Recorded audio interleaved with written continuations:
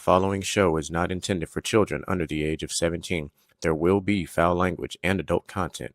Viewer discretion is advised.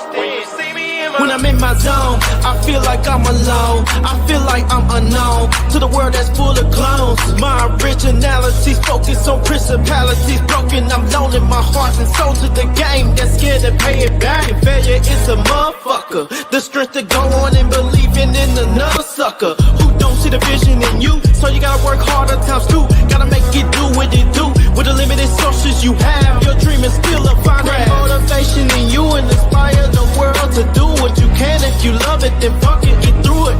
Yeah. Mumble mentality activated. I waited for so long. Get burdens I've outweighed. When you see me in my zone. All right, here we go. All right, ladies and gentlemen, welcome to your favorite Wednesday nightcap treat. Gentlemen's Talk Wednesday, hump day for some, almost Friday for a lot of us. Those of us with kids is looking forward to and dreading Friday because Thanksgiving break is about to be upon us, which also means, most important, we are that much closer to National Motherfucking Big Back Day. Yeah, I said it. That's if I was a politician at the White House, I would petition to change Thanksgiving to National Big Back Day because I think it's more appealing. That's just me. At least that's what I call it. But we'll digress and we'll jump on that when it's time. But of course, as per usual, as my government name here says, I am the one that they call Mr. GQ, and mental toughness was tested on this day. I am your boy DJ Micah B. In this past week, late nights, early mornings.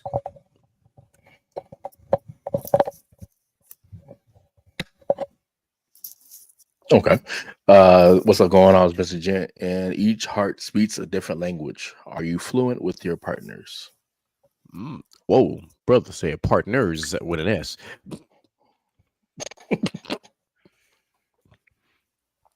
That was actually a bar. I know, right? That was a solid bar, right? What's happening, y'all's outlaw? Yeah, I like that. I like that. And I got a bar for y'all. These might be hard times, but they're not the end of the times. Okay. I will say there are some bars that have been dropped on some of these shorts I feel like y'all moving recently. in slow motion. It must be my ad tonight. Yeah, it's definitely your internet. But I will tell you that Outlaw, you are pretty popular right now. Of course he is. Because the short that we posted, and Jen had talked about it too. I don't know why. But because the one that you said, it's okay to have a shitty day as long as you didn't shit yourself. That apparently has picked up some hella traction. Like that is one of our more popular shorts right now. So the world is vibing, the world is loving it. Shout out to all of our Instagram, our I never YouTube, thought I'd be our infamous for something TikTok like that. followers, Jesus man. Like Christ. you guys are really blowing up our algorithm. We are about to close in on 11,000 views and likes on TikTok. We are flying. We have surpassed, what is it? I just looked at it. We have surpassed 10,000 views on YouTube. So picking up hella traction, and on Instagram we are slowly but surely climbing. So we are on. You guys are seeing 2 to 3 posts from us per day now. We got everything. I'm telling y'all, we got content scheduled all the way through the month of December. Here in about another 3 days, I'm about to get us posted damn near up into damn near up into January. The double casting. Yeah, I see what you're talking about. Yeah, so the double casting is fun. I don't know about y'all. I'm having a field day with this shit, but I think only me and Mike can see this full. I mean, production. It's cool, we but got like, I on over can't here. have my video on, dog. Like my internet is like just fighting for us. My internet is like, y'all niggas need to stop this fucking. Have you restarted your computer? 482K fucking shit, bro. It's hard. I'm not about to go through and restart my fucking computer, bro. That's doing too much. I bet we'll be here when you get back. But he said he not doing it. Oh, okay. I thought he said he was doing it. I was like, oh, okay. But it was. Yeah, but no, not doing all that. I'm not mad at you. You gotta do what you gotta do. But no, so for those we literally have 1, 2, 3, 4, 5. So we are currently casting in 5 separate locations simultaneously. So there is a lot of bandwidth happening for the world of live streaming, which is great. All I'm saying is coming soon. I believe we actually, and I got to look at it one more time. I think I got the notification that we actually got the go ahead from TikTok now to where we can actually go live on I TikTok. did too. That shit's Just about blew to my happen. mind. I'm telling you that right now.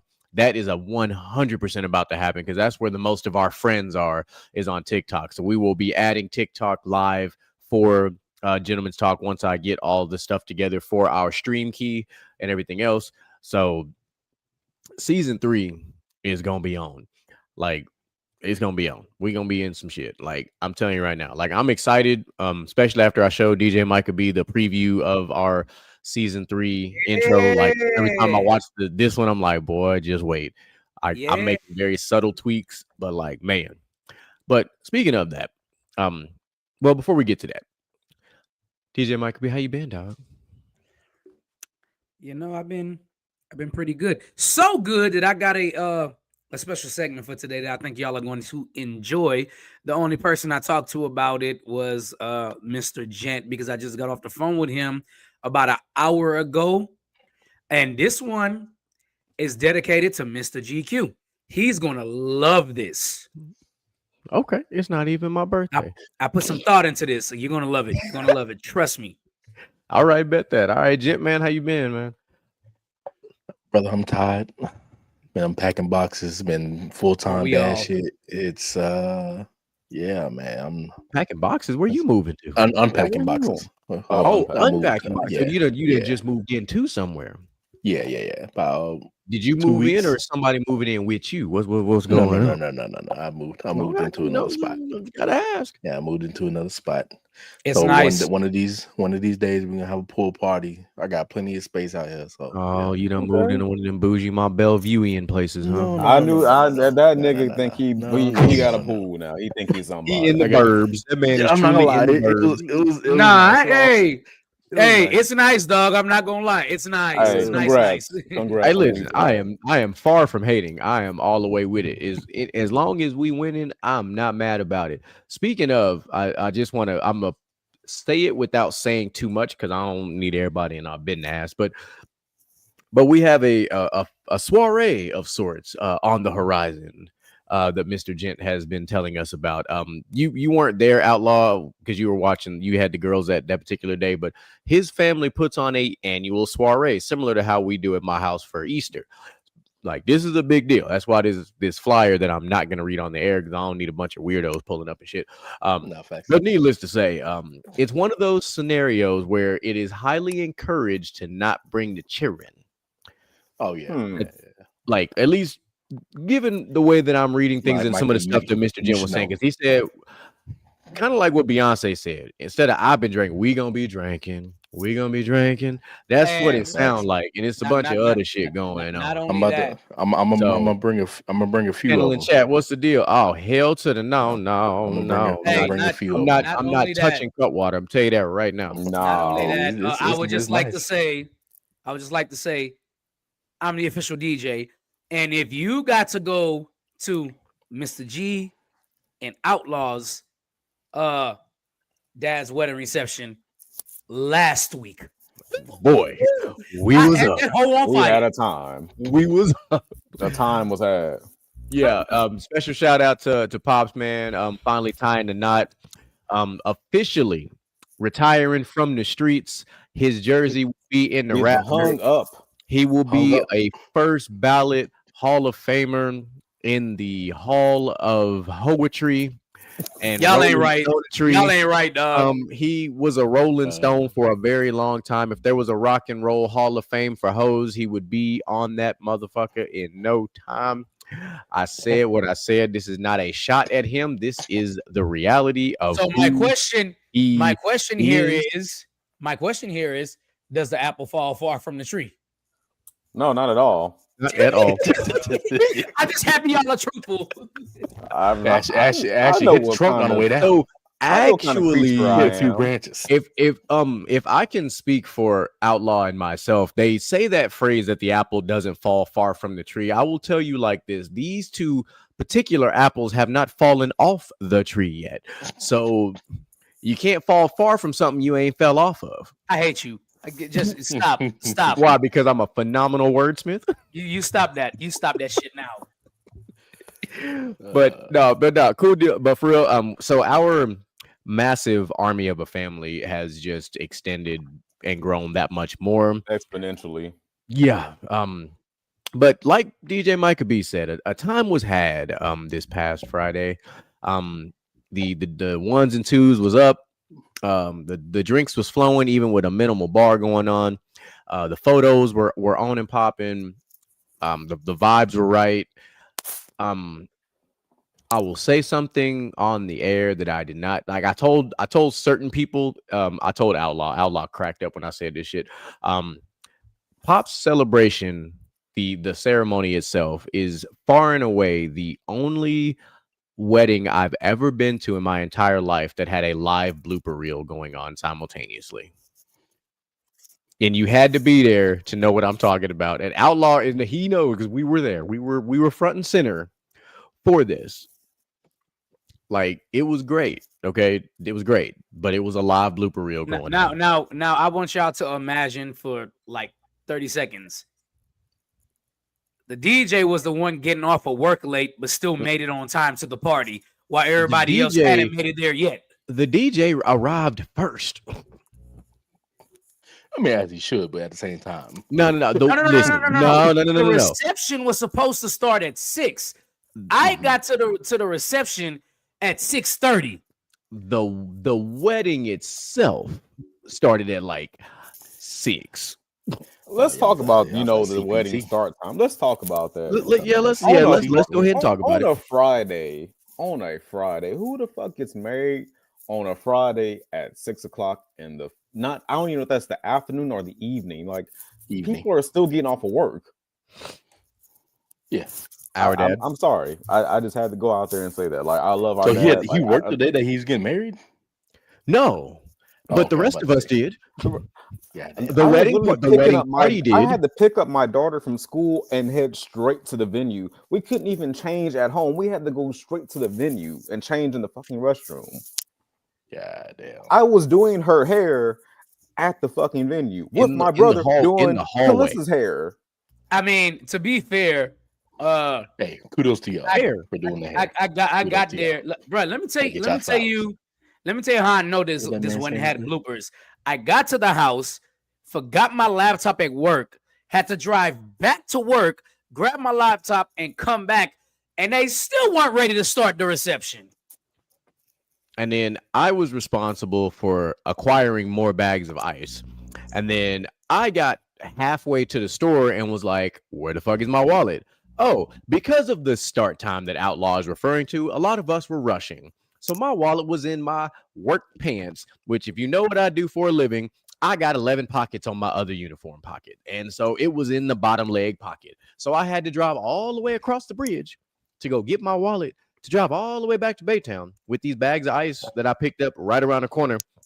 And then I discovered right by his house, they built a new convenience store. I totally would have stopped there if I knew that was there, but it's okay. We got the ice. We pulled up. I heard the music when I got there, so I knew DJ Michael B was on and popping with it. And then we had the cigars. I put them on game on some new cigars that had a nice little sweet touch to them. Got everybody feeling just right because it was a long day and we needed those cigars. Those were some very much well-needed, well-deserved cigars. Shots was flowing, drinks was flowing, food was hitting. It was fun. Like, for everything that we're saying, like, we are extremely happy for our father. It was a great time. That's the best thing we can say. I'm happy his jersey is hanging in the rafters. Yeah. Speaking I of, feel before like Pop is like probably like the. Oh no, go ahead, Michael. I'm about to say, before we divert too far off, the question was posed, and it never got to Outlaw. How's life going, Outlaw? Let me know. Talk to us, man. How's life going? Life is honestly going pretty well, man. Work is going well. Personal life is, going well. The full disclosure, I had a therapy session today, and that went really well. A lot of interesting questions were posed to me. Got a lot to think about. I mean, I think everything's just going well, man. That's good. I got a lot of good things to look forward to, and I feel like that's kind of the key to life is like always have something planned. And speaking of, before we divert too much too, just remember, next week is the annual Gentleman's Talks Thanksgiving Eve special. And I've been looking forward to that like since November started. I've been like, man, I can't wait for the pre-Thanksgiving show. And if you know us, you know where we'll be. Yeah. Last year we had some Laportier hitting. Yeah, and ain't no telling what we're gonna have this year. I am working on a lot of different audio visual behind the scenes things, trying to improve upon last year. We're gonna do what we can. And it's gonna be nice and chilly, apparently. I did see that. Hey, I did. Hey, it was chilly last year too. It really was. We had the heater on. We did have the heater on in the grid because it was in the 50s. It was in the 50s last year. When I got there last year, it was still I was pretty warm actually. When I got there last year, it was still when I left work last year, it was still in the 70s. By the time I got to y'all, it was definitely in the 50s. Yeah, because we had the heaters going, we had the cigars going, we had a lot going. We had the Japanese whiskey flowing. We had that was Laportier. We had a smorgasbord, to use an old school word, flowing for the alcohol. It's also supposed to be kind of rainy too, like a little cold, rainy evening. Well, at least we're gonna be inside. Yeah, we'll be inside and dry. So we just got to I got to mess with the tables, and I still think I'm gonna get this one last camera and hope that the laptop will take care of the rest. I also need y'all fellas to have y'all honorable mention for the list. Yes, everybody needs to bring their one honorable mention that's going to basically be like Hunger Games. You got to volunteer for tribute and fight your way in. Okay, gotcha. Okay, so without spoiling too much, Outlaw, will you kind of give everybody a briefing of next week's round of 32, what to expect? So basically, this round of 32 is covering the 2000s gaming era from basically January 2000 on through December 2009. We're covering the top 32 best video games of that era. I'll name off a few games that came out in that time frame: San Andreas, Super Mario Galaxy, motherfucking help me out here, guys. Gears of War, Halo, Sly Cooper. Like there was a lot of phenomenal games. New York. Yeah, Soul Calibur 2. Like there was some phenomenal Def Jam, games. Vendetta. Yeah, we're not gonna give away the whole list, but just I have a question because you have the 2000s, right? So give everybody the time frames. So you're going the year 2000 up until 2000 what? 2009 December. He said that right at 2009 he started. So I think you just didn't hear it. So January 2000 to December 2009. Yeah, just that strict era, like that's what I consider to be the 2000s. So let's lay some ground rules here, because here's my thing. How many Halos can go on this list? So I kept it just strictly like one entry per series, because it's like because I know some folks might argue like the whole Halo series on the list is just strictly one Halo game that we're referencing. We can talk about the series as a whole briefly if we want to, but we're only talking about that particular game versus the other particular game in that matchup, not the series as a whole. I understand why you did that, because when we did the when we had the other round of 32 for, I think it was for shows, we had a couple of we had Justice League Unlimited, like we had some, and so to avoid doubling up certain things, that makes sense. I understand, that makes sense. So I feel that too, because on every year of sports games drops a new sports game. True. But I think everybody here would all agree that Madden 04 was the one out of all the Maddens. I don't know. Madden 05 has entered this chat because a lot of us love the hit stick. Definitely, a lot of us love the hit stick. And that's why I took off Madden, because I felt like it's so hard to be objective about like what Madden from that era is the best, because you can make an argument from anywhere between like 05 through 08 is the best Madden. I know you just did not leave off 04, because 04 was the one. 04 to 08 was a really dominant run for Madden in the 2000s I do era. like you're right too, because I do like 08. 08 is the one with Vince Young on 08 the cover. That shit was fire. Yeah, Yeah, like that was a good I one. feel like QB Vision. every entry is good in its own right. It's not Yeah, like 'cause- where we can point to like Tony Hawk Underground 2. That's the definitive Tony Hawk game. Like argue with your mama. Like that is the yeah. Tony 'Cause, Hawk I mean, game. you're talking about NBA Street That's- Volume 2. That is definitely Yeah. the definitive NBA Street 'cause game. I yeah, get you. you're talking about 04 with Michael Vick, 05 with Ray Lewis, 06 with Donovan McNabb, I believe, 07 with Peyton Hillis. Peyton Hillis was 12. Oh, 12. Okay. Yeah, Peyton Hillis was later in the Madden thing. I think 07 was that Sean Alexander? It could be because I they think went it was to the Sean Super Bowl the year Alexander, and then before. 08 was was VY. So yeah, I think it is Sean Alexander because they went to the Super Bowl. yeah, that was not too long before. that was Sean Alexander. So that's an iconic run. But then we also had Madden 2010 that had Larry Fitzgerald and Troy Polamalu on the front. But that's outside the scope. No, I know. I'm just it's also the scope. But 2009 is definitely Brett Favre next year. Yeah, 2009 was Brett Favre. Thursday. Say that again. Podcast Joseph. Oh, okay. Say he's gonna be there on Thursday. Okay, bet. Good. I'm gonna need so Thursday. Fellas, you mean? I mean Wednesday. I'm Wednesday. My bad, Wednesday. I thought y'all playing something that I didn't know about. Too, but we're talking about Wednesday. Yeah, we're talking about Wednesday. And we're not talking about the Netflix show Wednesday. We're talking about the day of the week. And as far as every ounce of my being wanted to do the Adam Family snap. I got you. I wanted to do it. But most importantly, fellas, for the four of us, make sure you dress accordingly. This is an opportunity for me to capture some photos with my new camera so that I can add some things to our upcoming thumbnail stuff. Like it's an opportunity to have all four of us together again. So I would like to capture us in some, I would like to capture us accordingly. So I'm acquiring new skills. I know, but I'm coming straight. You just gotta level up. It's called leveling up. I mean, I really do feel like I'm on my solo leveling. Like I just really keep. Have you seen that yet? What? Micah, have you seen that yet? Oh, I was like, no. Absolutely. No.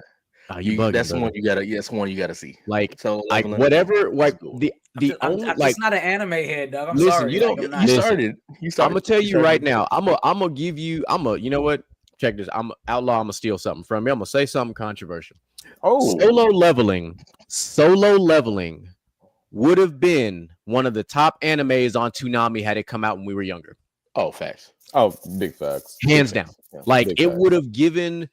I'm not telling you it would have been better than Dragon Ball Z or like that, but it would have been one that we would have talked about at school for a very long time. Like we would have I need you versus Bleach or something. Yeah, I need you to gauge what solo leveling is from 2000s anime. So, you know what? Bet. Okay, so I'm gonna tell you that it's like because like so. Oh no, wait. I'm gonna name off some 2000s anime, and you tell me where you draw the line. Okay. Obviously, first is Dragon Ball Z for me. So. Very few things compared to Dragon Ball Z. Yeah, like Dragon Ball Z is like peak. Okay, let's keep going on. Yu Yu Hakusho. I feel like Yu Yu Hakusho is like one of the few shows that you can argue is up there with Dragon Ball Z. Like I feel like Sailor that's one Moon. of the few shows. It competes. I think it competes because I think there are parts of the story from Solo Leveling that are actually a little bit better than Sailor Moon because Sailor Moon gets kind of dry after a while. If I'm dry to the first two seasons, yes. Yeah, like to be objectively speaking, Sailor Moon does kind of get dry after a while. Solo Leveling really, once it peaks, it really doesn't stop. Okay, so moving on to the next one, let's go with Naruto. I don't know if it's better than Naruto. Well, you can't say it because it's only 2-3 seasons now. 2. Yeah. So it's like Yeah, Naruto's like just like Dragon Ball Z, just like Inuyasha. Like there's like too many seasons to compare. Yeah. So when you compare it to 2000s anime specifically, right? It's got to be ones that had 3 or less seasons, but like hit like a Full Metal Alchemist. which is Yeah. only like Yeah. 52 I was getting episodes. there. like a Yeah. samurai jack, like certain things like that. Like Oh it hit. yeah, I don't care what I don't care what y'all say. Solo Level's not beating Samurai Jack. Oh That's no, like no. peak. Well, that's Peak. just for nostalgic feeling. That's and for peak nostalgic purposes, but I'm feeling, telling know. you, when you But at the watch it, you same will time, understand. Like It's a good It's- show. It's a good show. Y'all can sit there and say it's for nostalgic feeling, but I've tried other animes, and the only anime I've been able to get into is Jujutsu Kaisen. So fair enough. it competes with that. Fair Competes enough. with that. Speaking of, I know Outlaw's seen it, and I've watched it as well. We have a season 2 of Blue Eye Samurai. Mhm. Yeah. I just saw the trailer on YouTube. So just throwing that out there.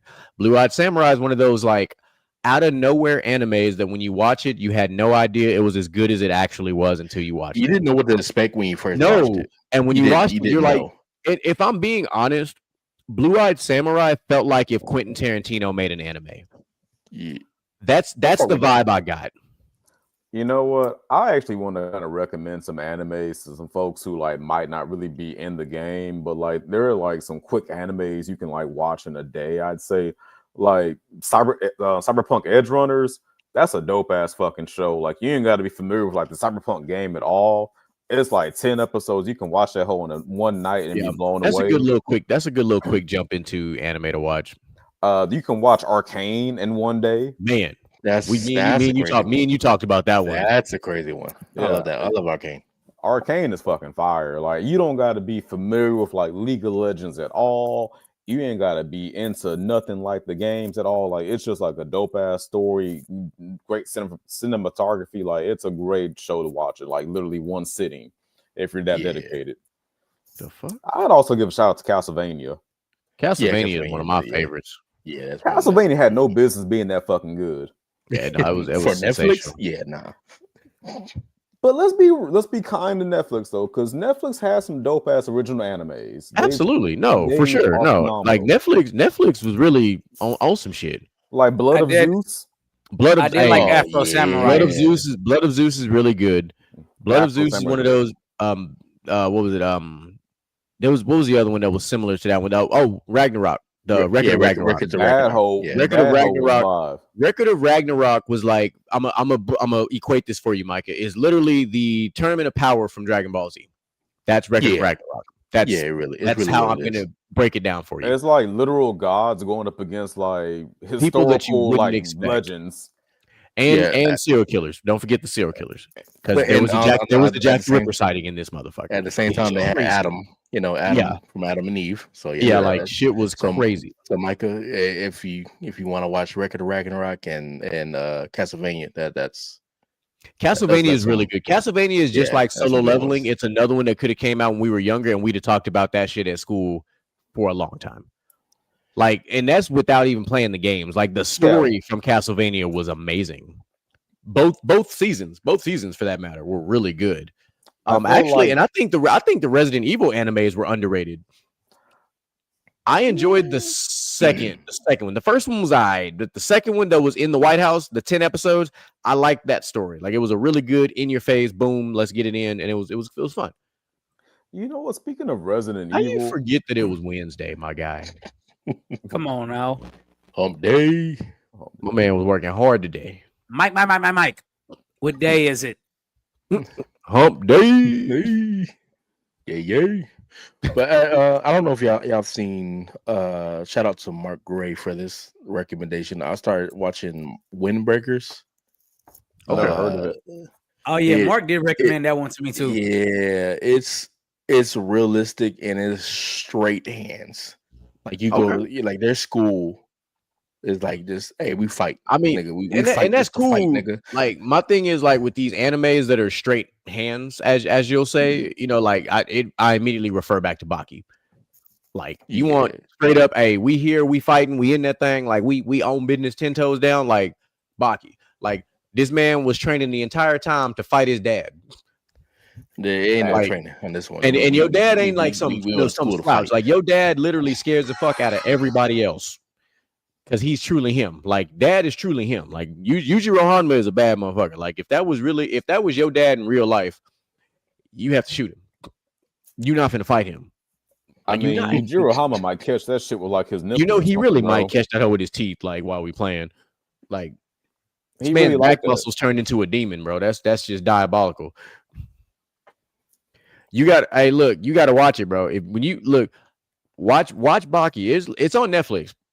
There's like 4 seasons now because there's literally like all the there's the lead up, and then there's Baki Hanma where he finally fights his dad, and then he's got a crossover where he fights another character from another anime. It's like it's a whole thing, and they're about to do another crossover fighting a samurai now, so shit's getting crazy. Sorry, we had to nerd out for a minute, guys. I apologize. We do that sometimes, but we've already told you guys that we are that modern day fella who we gonna talk about that kind of shit because we grew up on the shit and now we just stand on the shit. We love us some anime around here. We love us some nerded out type shit. We don't care. If you don't like it, turn off the Argue TV. with your mama. Hey, argue with your mama, argue with your side chick. I don't give a fuck who you argue with, but it ain't gonna be with me. Argue with your granny. Ooh, look, nah, you can't argue with granny because you'll always be wrong. I'm not the anime guy Yeah, either. I'm the only one on the panel that's not the anime guy. No, you're right. Bring the comment back up. Bring it back up real quick. Got you. Which one? Oh, this one? Yeah, not being an anime guy.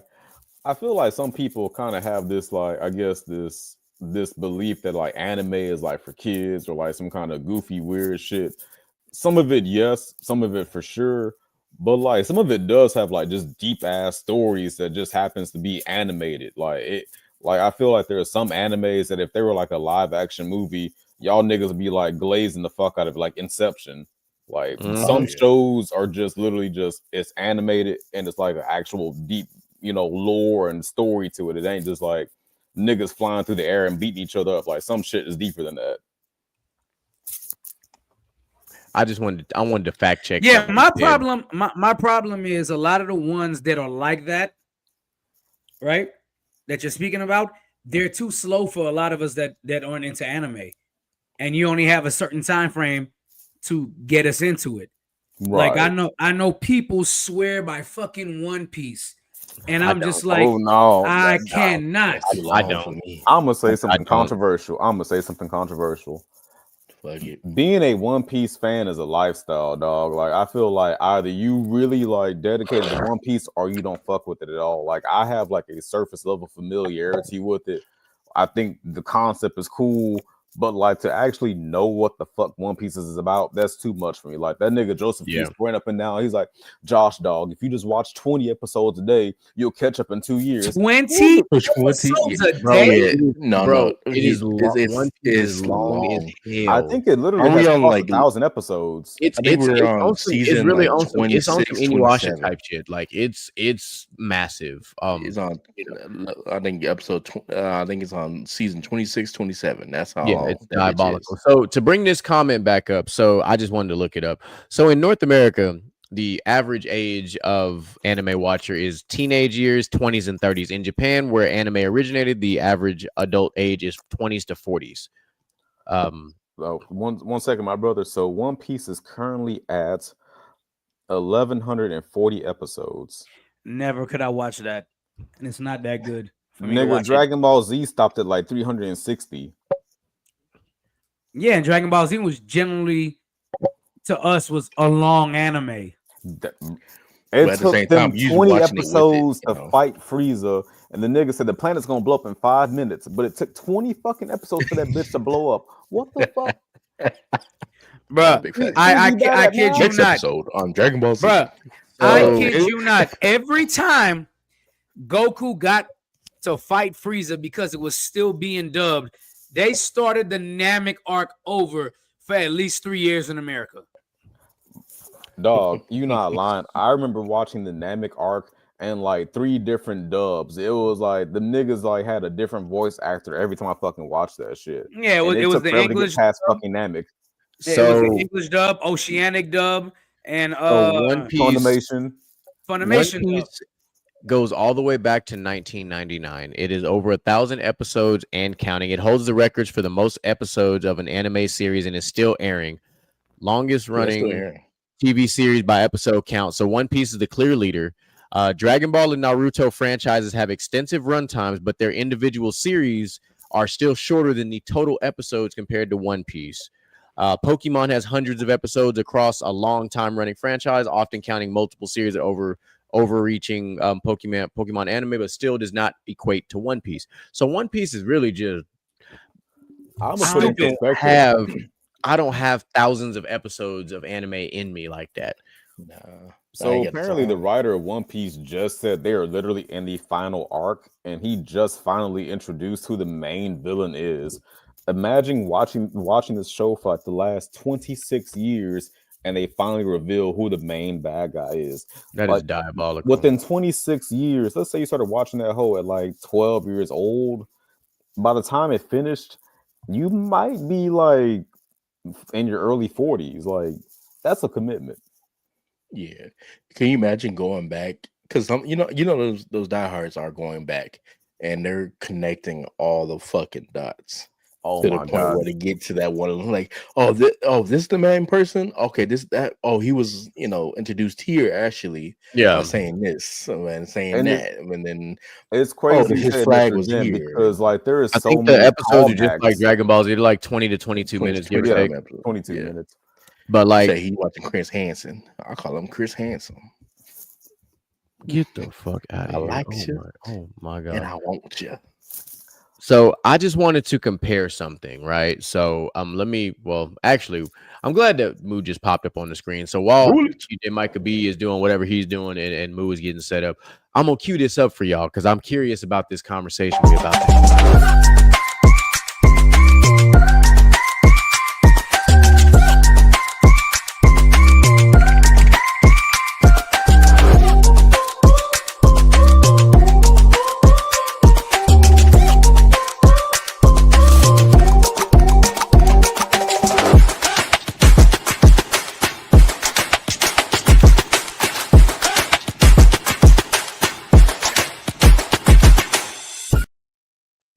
All right, so I told you guys we got these fantastic new segments, right? So this is one of my favorite There's my ones. guy. So we're asking Chat GPT for a reason. DJ Mike could be while I'm running this. Let's run the comments, please. So I wanted to see what Chat GPT did versus what Outlaw did when it comes to his upcoming round of 32 for video games. That's why I asked a very specific question.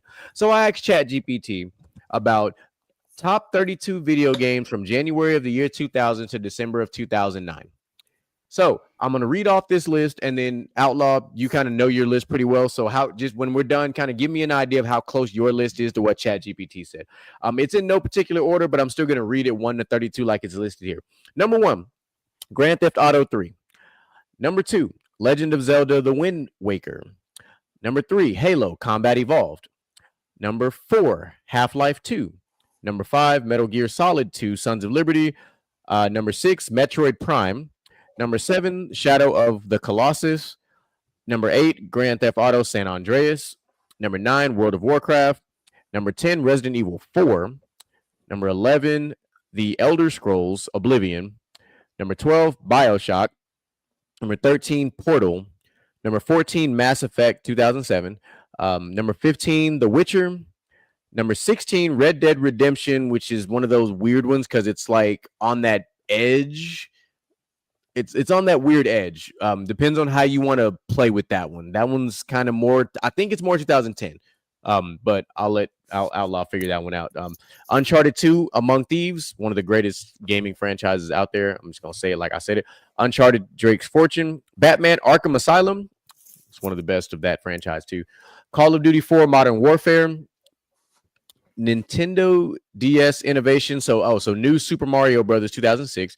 Legend of Zelda Twilight Princess 2006, Gears of War 2006, God of War 2005, Prince of Persia: The Sands of Time, Doom 3, Final Fantasy 11. I'm sorry, Final Fantasy 7. Why the hell did I misread that? 27, Silent Hill 2, Grand Theft Auto Vice City at 28, Okami 2006, number 30, StarCraft 2: The Wings of Liberty, 31, Super Mario Galaxy, and number 32, Kingdom Hearts 2. Hey. So there you had a were lot on some there. overlaps, and there were some that, Yeah. that just, like I said, everybody bring an honorable mention. If your favorite game got left off, it's no offense to your favorite game. I just feel like the 2000s was fucking stacked for video games. Like Absolutely.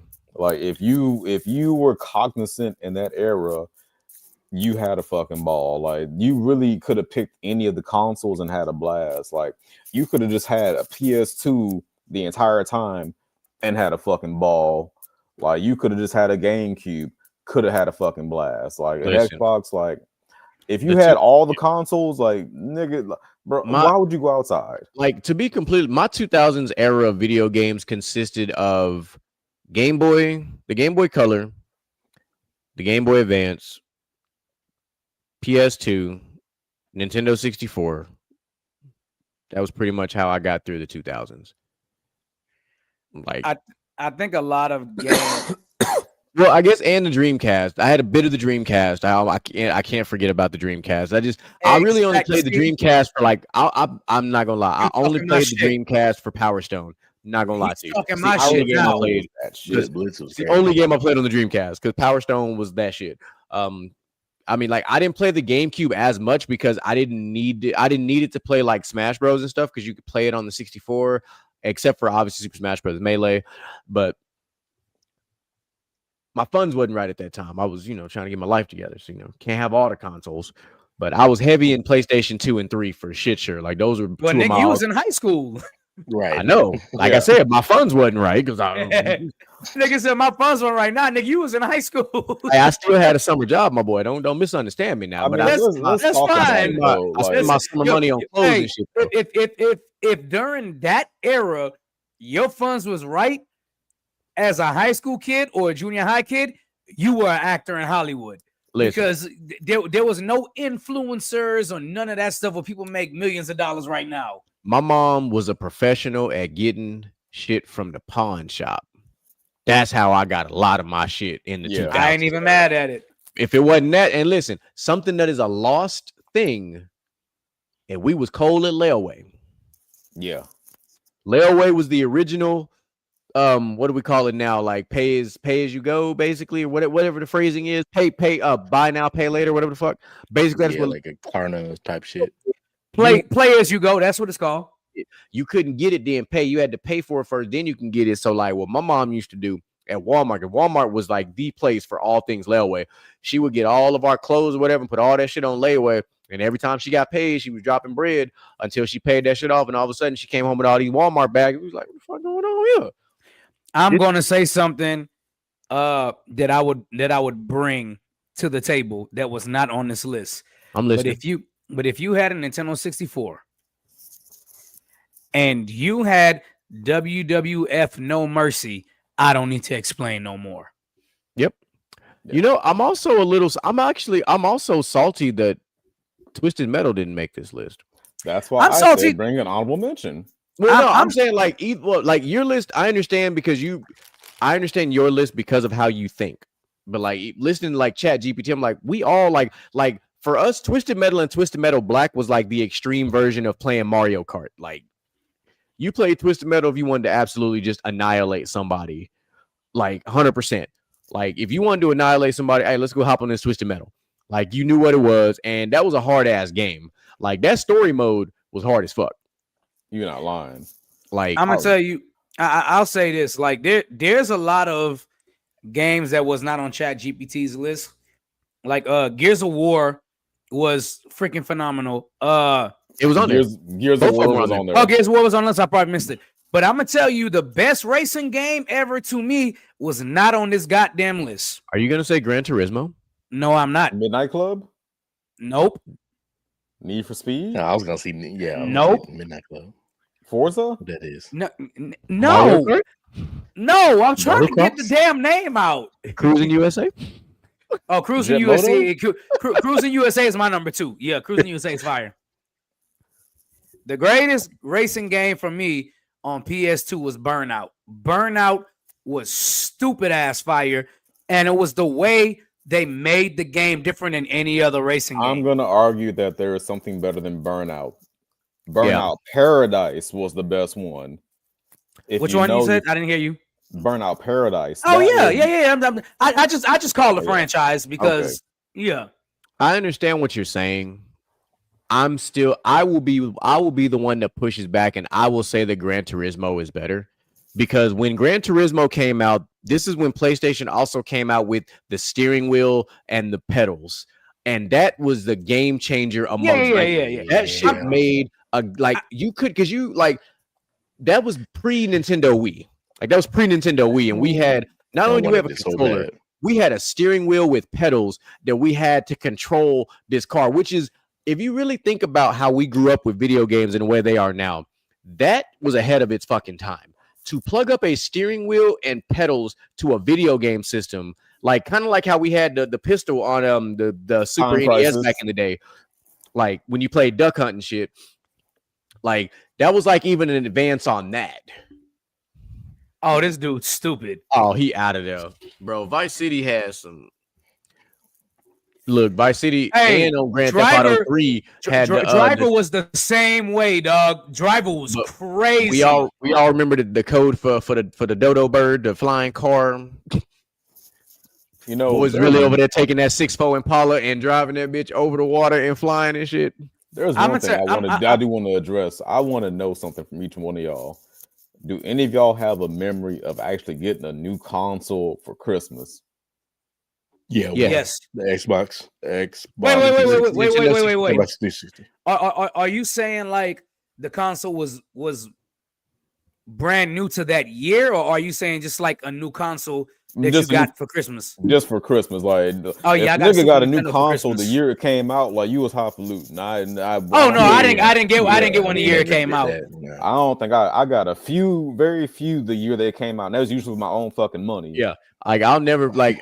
For me, like no matter what system I own, my mom buying me a Nintendo 64 is still one of the greatest memories I'll ever have because my mom bought that methodically, knowing that it was me and my twin sisters in the house and we had to share that motherfucker. And then when Outlaw started coming to the crib and we had these late ass nights playing Pokemon Stadium, playing Fighting Force, and listen, let me explain this to y'all. If y'all ain't never played Fighting Force on Nintendo 64, my brother and I would play that game using whatever combination of them 4 characters. It didn't matter. It was only 4 characters, 2 females, 2 males.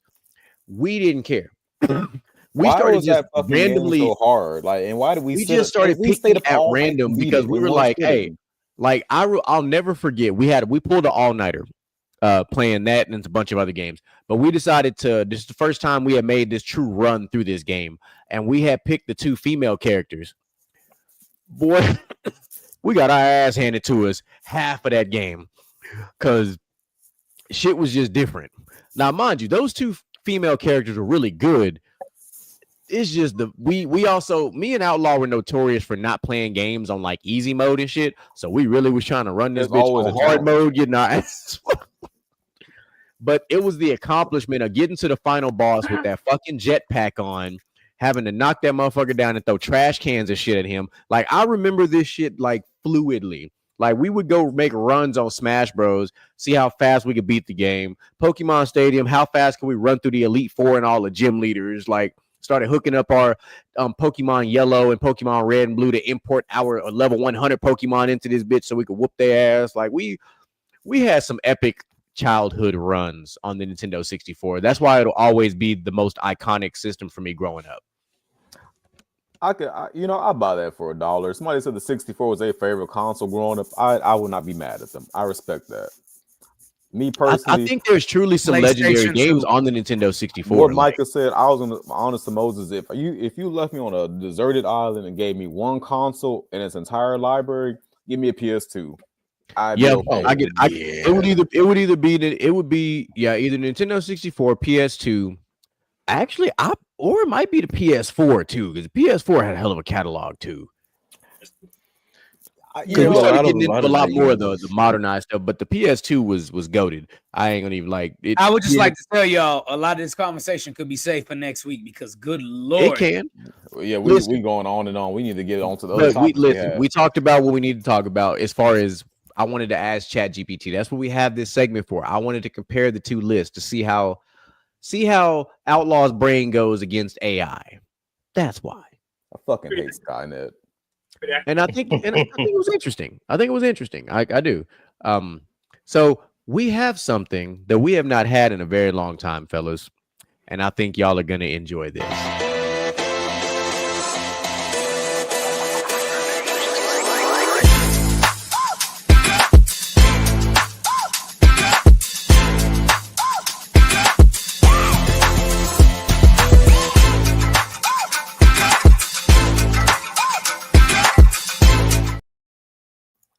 All right. So I don't know how much you guys paid attention to the world of celebrity news, athletic news, sports news, however you want to frame it, for this past weekend.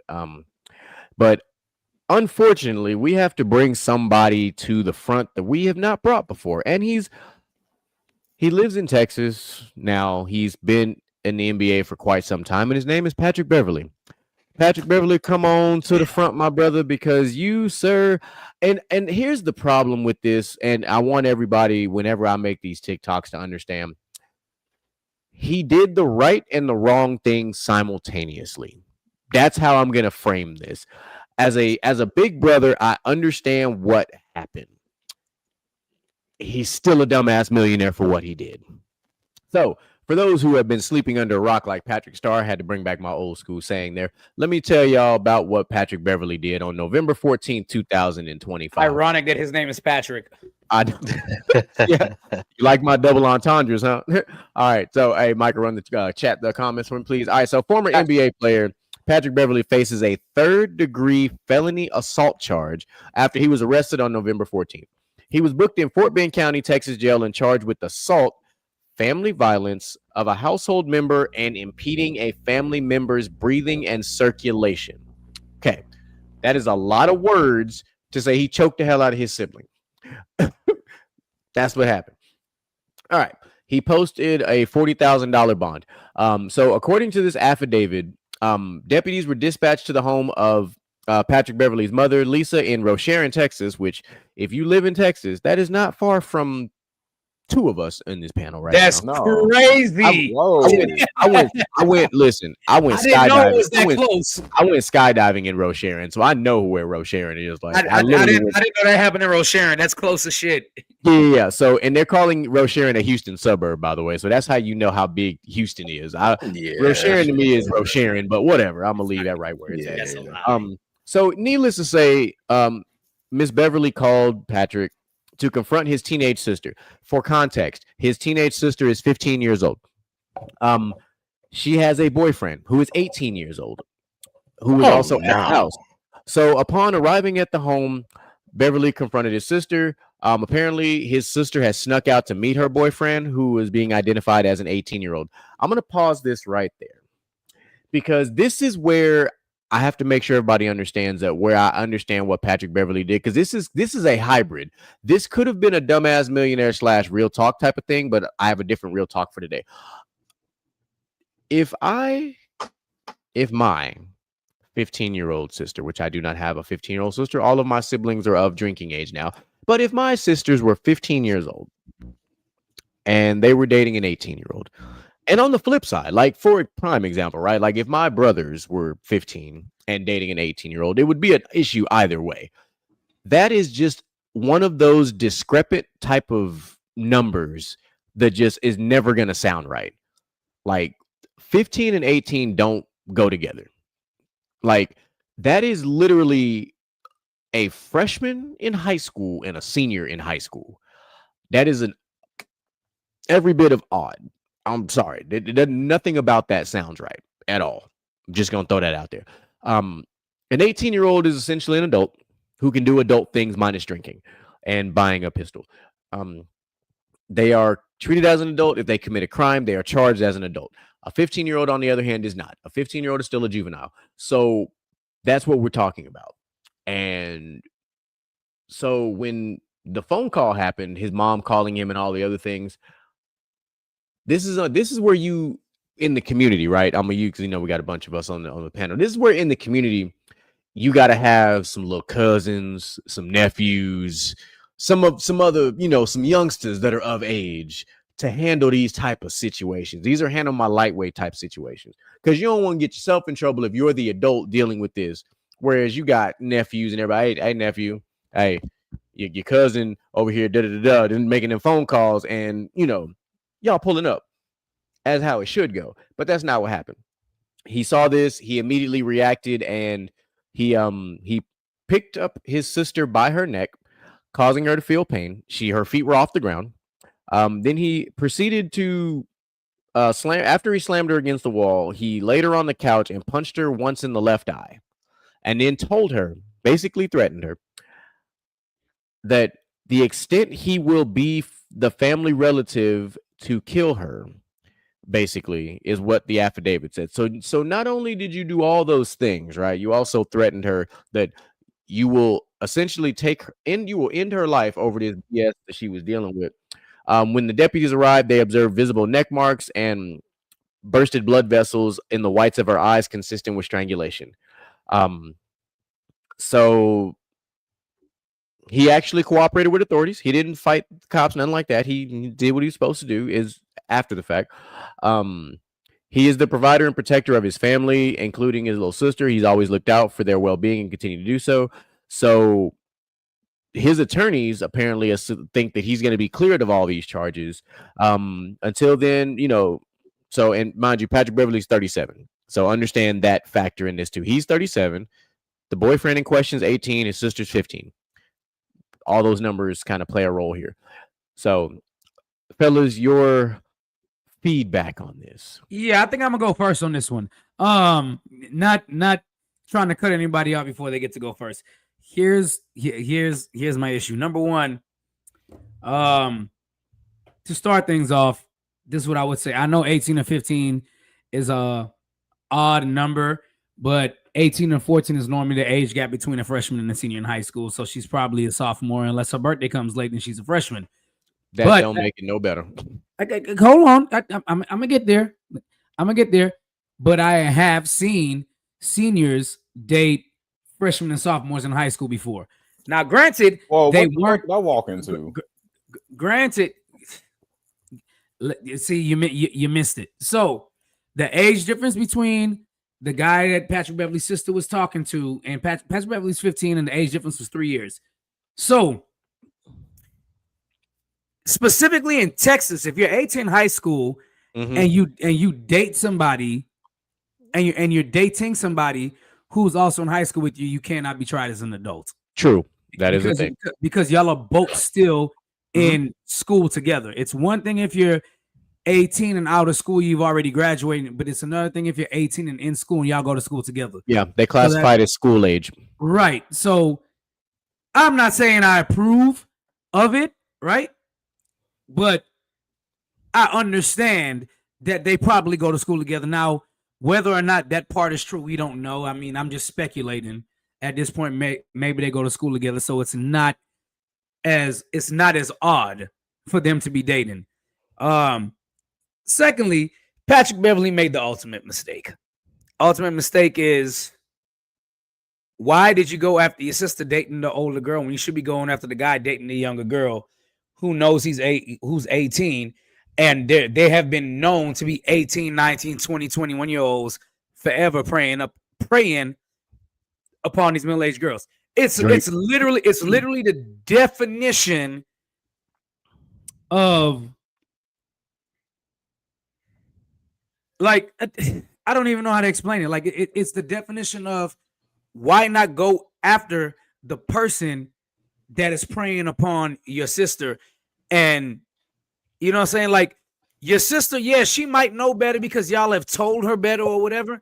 But at the end of the day, she's still a young girl and still hormonal and still going through maturing with puberty and things like that. She doesn't understand feelings and things of that nature.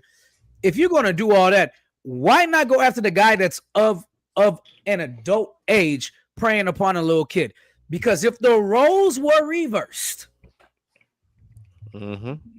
nobody would give a damn that the woman was older and that the man was younger. The mom would. I mean, obviously the mom would. The mom would.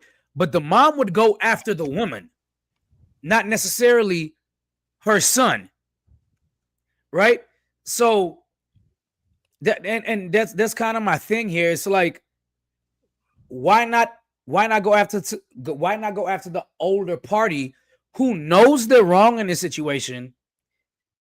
And last but not least, that girl knew. I feel like that girl, even though she was preyed upon, she knew what she was doing. She wanted whatever she wanted to happen. Whether it was they were going to sleep together, I don't know. You know, the details didn't come out, obviously, because it's a minor and somebody of age, they won't tell all the details. They won't really state names and things of that nature. But it's like, if you're going to do all that, why do that to your little sister? Yeah, that was my Well, thing. I was so- like, why do it to your sister out of everybody? So I understand what you're saying, and as I was looking at the story and then listening to what you were saying, I was like, you say he did the dumbest thing. He may have actually done the smartest thing. Yeah, And because had he flipped his decision and went after the 18-year-old, these are some charges that would have stuck. yeah, Because of the current charge that's pending, his sister and his mom can choose not to press charges. The 18-year-old would have pressed charges because he got his ass whooped. Because that's what happened. I get, but I mean, the only thing I could say that he was smart about with attacking his sister is, I don't think the 18. I don't know if the 18-year-old would have pressed charges. These young niggas coming back to shoot, right? But either way, like his reaction or response, whichever phrasing you want to use, was incorrect. You should not have put your hands on your sister. In general, you shouldn't put your hands around her neck. You should not have picked her up and put her up against the wall, and you shouldn't hit her in the eye. All those things should not have happened. Just point blank, period. But I don't think she's going to drop the charge. I don't think she's going to drop the charges. I'm one of those individuals. I just don't believe in putting your hands on women. So that's to me is why it's not the correct response. Once you're as a man, point blank, period. And I'll stand on this mountain and this island, period. Once you get to the point in your manhood to where you think it's okay to simply do something like put your hands around the neck of a female, you have lost all respect and credibility, because at that point, when you put your hands around the neck, like I'm going to say this on a kind of an extreme scale basis. It's one thing to put your hands on them, like when you slap them and hit them and stuff like that. But when you put your hands around their neck, you are intentionally trying to cause harm. And you don't even know the extent of how you might not know in the moment how strong you are. And it does not take a lot of pounds of pressure from squeezing to cut someone's air supply off at all. And if you don't believe me, watch MMA, because when these motherfuckers get put in a rear naked choke, you ever see how fast they tap? Yeah. It don't take a lot to cut the air supply off at all. So imagine if somebody doing this and squeezing, it don't take long, especially if the thumbs are on the front and getting anywhere near this part of your airway, it's a wrap. It'll take every bit of 4 to 5 seconds. It's a wrap. Yeah. I agree up until that person is cosplaying as a man. So I reserve what I'm saying on that part. Look, y'all. Okay. I know what you're saying. Maybe I'm too real for this topic. I'm done. Yeah. In the context of this situation is what I'm referring to. I know what you're talking about right now. We're not gonna get there because that's a whole other sticky conversation. That's what we're gonna say. Mr. Jen, Rulage Outlaw, thoughts on this? No, I'll share a lot of stuff with Micah, because main thing is I wouldn't have put my hands on my sister. Simple as that. I go get a belt and whoop her ass, but I ain't gonna do that to the fact that you choking her and punching her. That's you just mad on the next level at your sister. But at the same time, ain't nothing she could have done that would make me do that at all. Now the other part, if I caught him, hey, good luck to you. I'll make you into a t-shirt. But other than that, I can't. Yeah, like in that scenario, like I can see it from like my mom's perspective. My mom would have put hands on my sisters in that situation. Yeah. So I wouldn't have had to worry about it. My mom would have put all the paws on sisters at that point. Man, I just feel like no one is Patrick Beverly. Like, if it was gonna be anybody in the NBA, Patrick Beverly makes sense. Like, he's not even playing in the NBA this year. That's the crazy thing. Yeah, he's a podcaster now. He's just not the smartest dude. He's never been. Like, y'all can tell that Patrick Beverly cheese was never on his cracker all the way. Don't you hate when the cheese ain't on the cracker right? You know. Yeah, bro. Like his cheese slipped off the cracker, bro. Like we all know that about Patrick Shit, Beverly. goddamn. Like he just this is dumbass millionaire material, bro. It is. No, it is. That's why I brought it up the way I did, because I'm like, it had, but it could have been a hybrid. We've only done 3 hybrids on this show, but it could have been a hybrid because a couple of us on this panel are also big brothers. So we see it from that lens too. So like that's why I can I can view it from his lens. I just would not have reacted the way he reacted because it's not the right way. Now, yeah, like why is he 37 years old and choking out a 15-year-old? Like what? Yeah. What? Like, I don't care how bad your attitude is. Yeah, there would definitely be some furniture moving, but it wouldn't be me choking her out and punching my sister in that. That's fucking crazy. Like I said, I'll go get a belt. I would have just let my mama handle it because my mom would have just. I'm saying my mom would have just snatched the ass up, and I would have just let it be what it is. But me and you, oh yeah, hey brother, we got it. We're not moving furniture. I'm not fucking up my mama's house. We're going outside though. Yeah. I'm really interested. I'm really interested to hear what Moo got to say because Moo been down there just waiting on his turn. I want to know what's crazy. Let him cook. I want to know what's crazy. As a big brother, I've actually been in this situation. Oh shit. And the thing I did not do was choke out my sister. Now, I do not mean that I handled the situation correctly. I'm not going to implicate myself on YouTube. So if y'all want the details, I'll tell y'all back. You know. There you go, my man. But what I will say is, P-Bev, I understand the crash out, brother. I do. I get it. I understand the crash out. I was there. I was in your shoes. Okay. I walked in the door, got to tripping, and had to realize what the greater good was. Okay. Because the future is always brighter than the goddamn dark present that we in right now. Okay. So, Bar. what I will say is, I understand the crash out, big dog. I understand the crash out, but you got to understand that there's a bigger motive here. There's a bigger picture here. And what you just did was tear down that picture and put a big ass picture of yourself up because you made everything about you. Yeah, because my man's mugshot is diabolical. My man's mugshot looked like he was an extra on Django Unchained. Quite literally. You know what I mean? Like you got a Medea mugshot, bro. That's crazy. Like, I feel like my man was a couple days from going to visit his barber before this happened. So that's probably why he was trying to catch him by the weekend. It's the holiday season. Barber's busy. All right. Facts. But here's what I will say though, right? Because like I said, there's always a lesson. You ain't right. And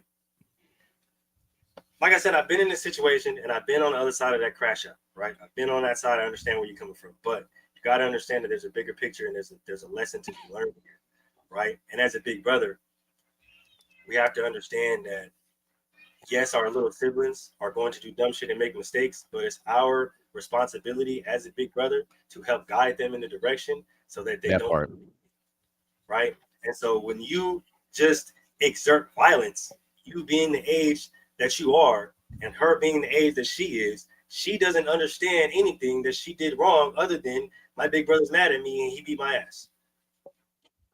Yeah, like he's truly a big brother because he's 15, he's like 18 years older than her, basically. Like her elder. So yeah, like this is different. Like you, brother, you are a whole ass. You have lived to a point. You're 37. Most 37-year-olds have graduated high school, potentially got a degree, and potentially are in their full-time career. She is 15. She has not even been. She may or may not have been to prom yet. She might be playing on the basketball team at school, like, or on the track team. Like, she's still figuring it out. You have already figured it out. Like, y'all are on two different wavelengths. My brother, you are working on your 20-year high school reunion type shit. Yeah. And she ain't even in her junior year yet. Okay, can I say something here? Of course. That man does not look sorry. He do not look sorry at all. Oh, no, he doesn't look apologetic at all. And that's the thing. Not apologetic at all. We've seen this man in the NBA. We know. Yeah. This nigga don't give a damn. He know what he did and he meant to do it.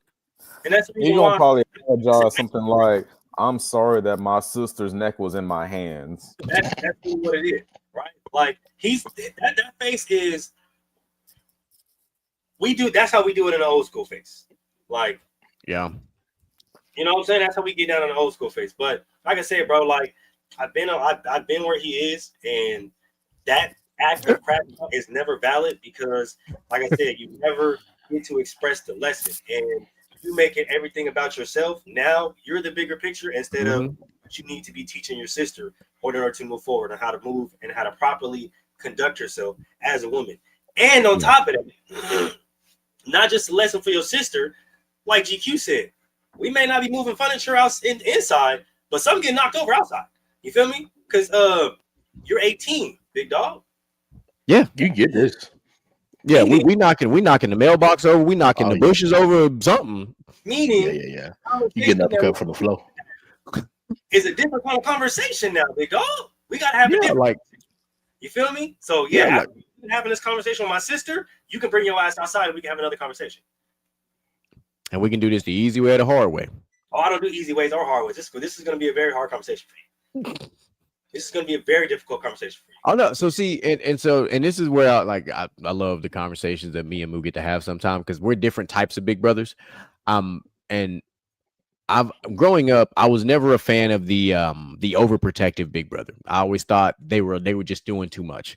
Because as the big brother of my collection of Band of Misfits, it just made no sense to be the overprotective sibling. Because if you're overprotective, you don't allow, just like what Moo said, you don't allow your younger siblings to earn their stripes the same way you had to earn your stripes. You got to get out there, you got to get scraped up. Like what you do as the big brother or big sister of the group is you lay the blueprint for what not to do. Because you're the first one that's out there. You're the first one that does the dumb shit. You're the first one that gets out there and graduates high school. Like you're the first one that typically goes to college. First one to buy a house. You're the one first that one gets your ass whooped the most. Yeah. Well, no, fuck all that. No, sir. No. I got my ass whooped plenty of times. Oh, you talking about mom and dad? Yeah, like when I had say, brother, you had to preface that because I was like, hold on now. When I say you're the one that gets your ass whooped the most, I mean you're the child that is practiced on how now to that part, yes. So you get beat for stupid shit when all your siblings after you don't get beat for doing worse shit than you. No, they get coddled for that shit. As me, you know me, Micah.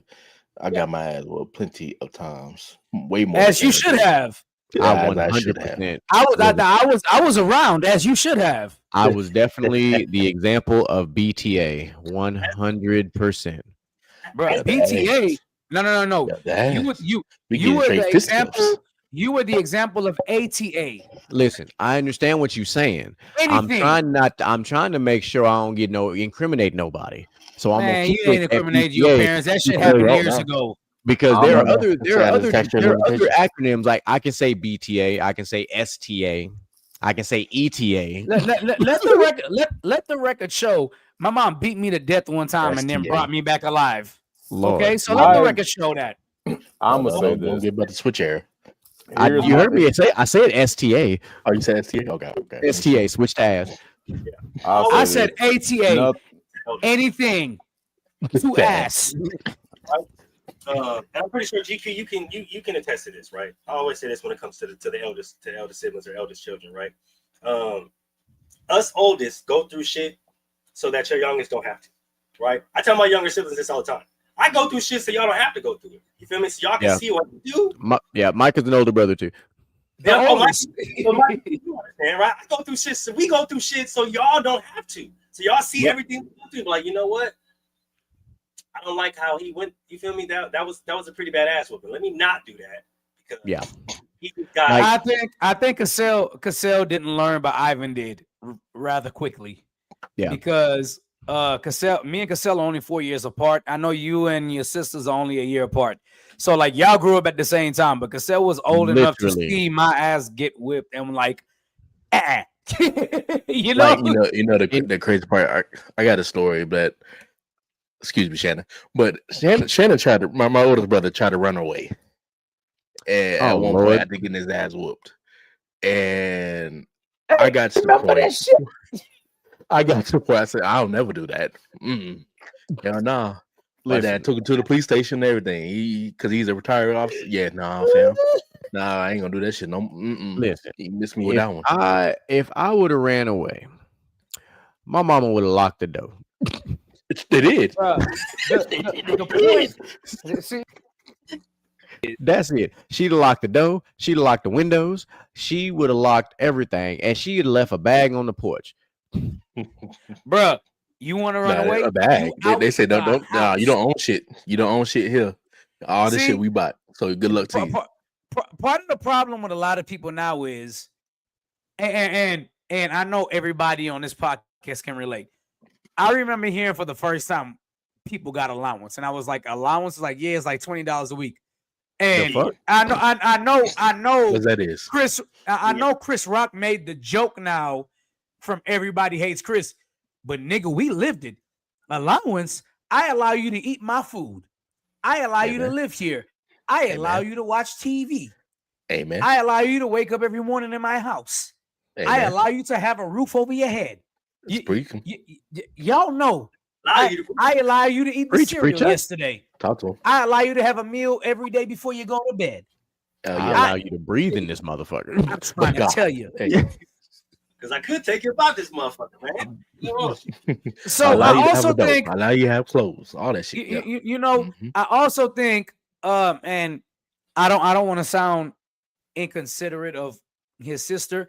I also think that this is a boil over, probably from something else, with Patrick Beverly feeling like his sister is entitled because she's getting everything. Well, so I think the story prefaced it because they said that she snuck out to meet him too.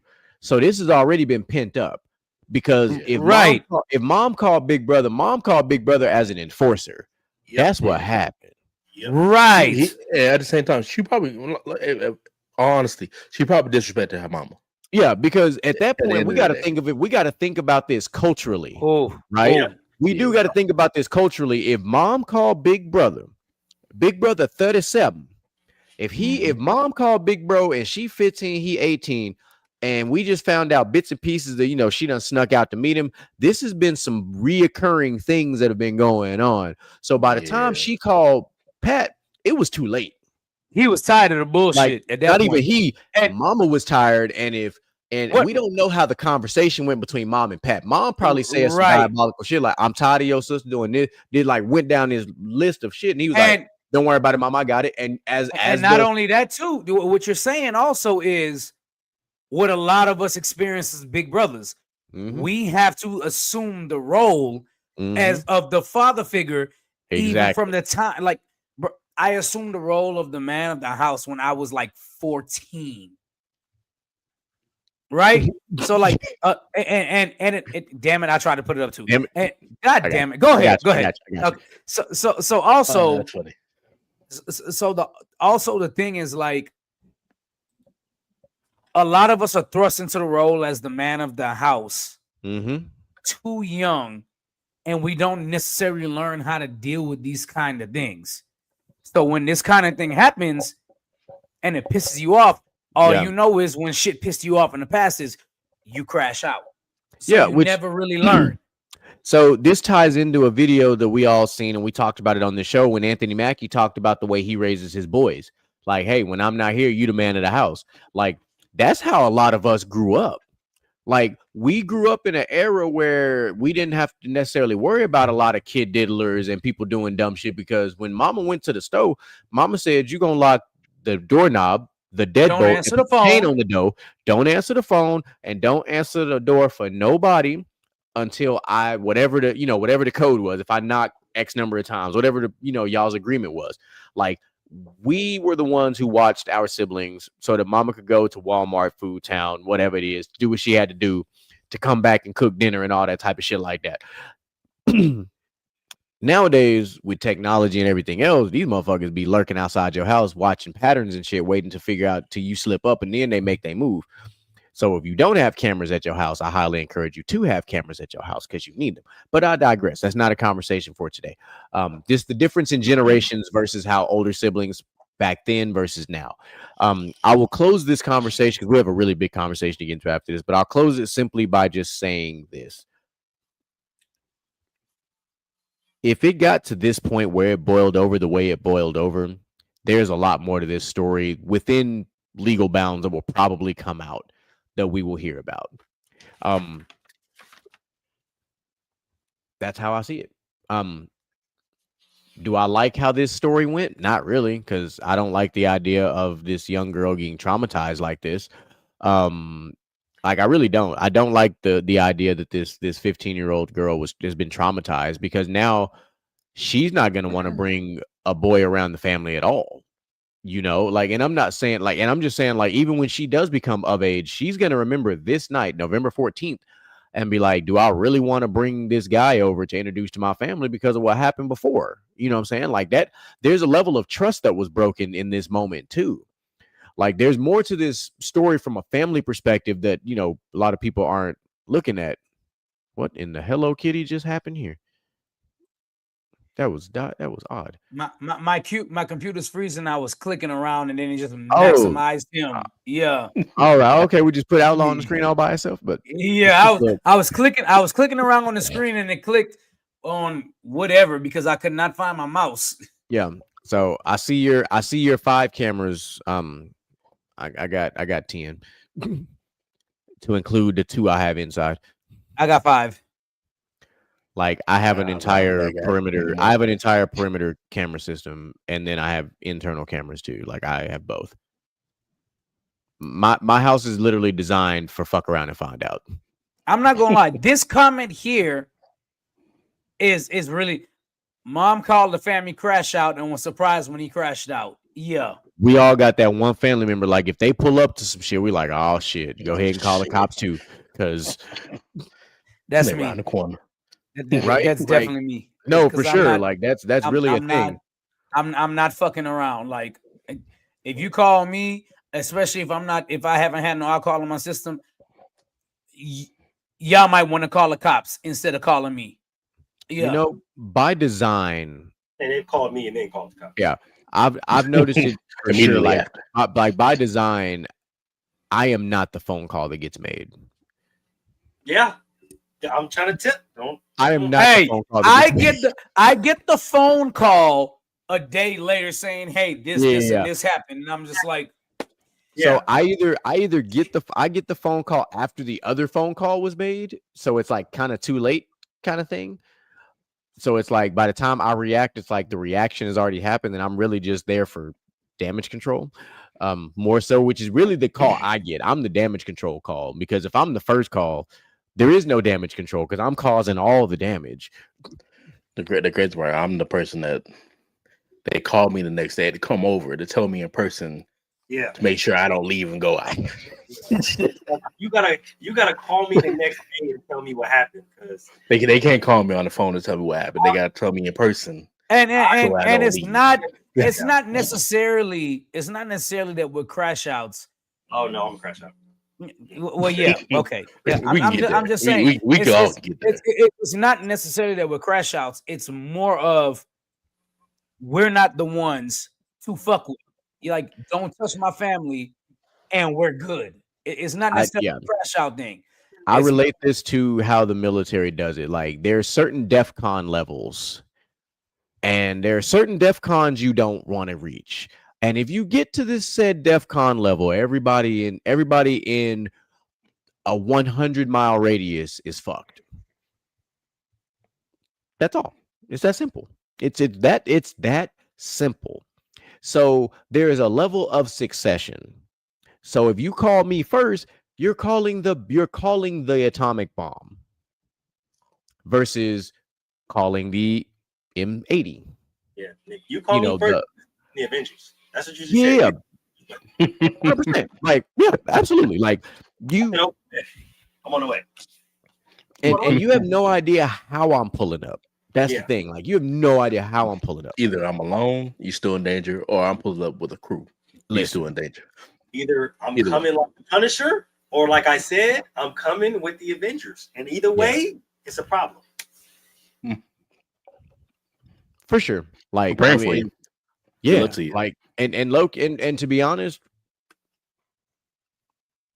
both of my personalities in those moments are on the same show. It would either be Daredevil or the Punisher. It 100% would be either of those guys. That's very factual. Because both of them are crash outs. They really are. If you watch the show, they're both crash outs. Like just one is a crash out for justice, and the other one is a crash out for revenge. At the end of the day, at the end of the day, they're both crash outs. Sorry, because Daredevil has some phenomenal fight scenes, and my man was absolutely crashing out over his best friends. So if he would do that for his best friends or his lady, just saying. Good luck to you. That's it. But anyway, let's get to the fun part of our show. So here's our last trend. Hold on, wait. I knew this was going to happen. That's why I had to chime in. I was about to say something. That's why I said, hold on, hold up, wait. I know y'all know the reference there, right? Wait a minute. Right. So something ain't right. Shut your head. No, it's not that something ain't right. Shut up. He's so stupid. Hold that thought.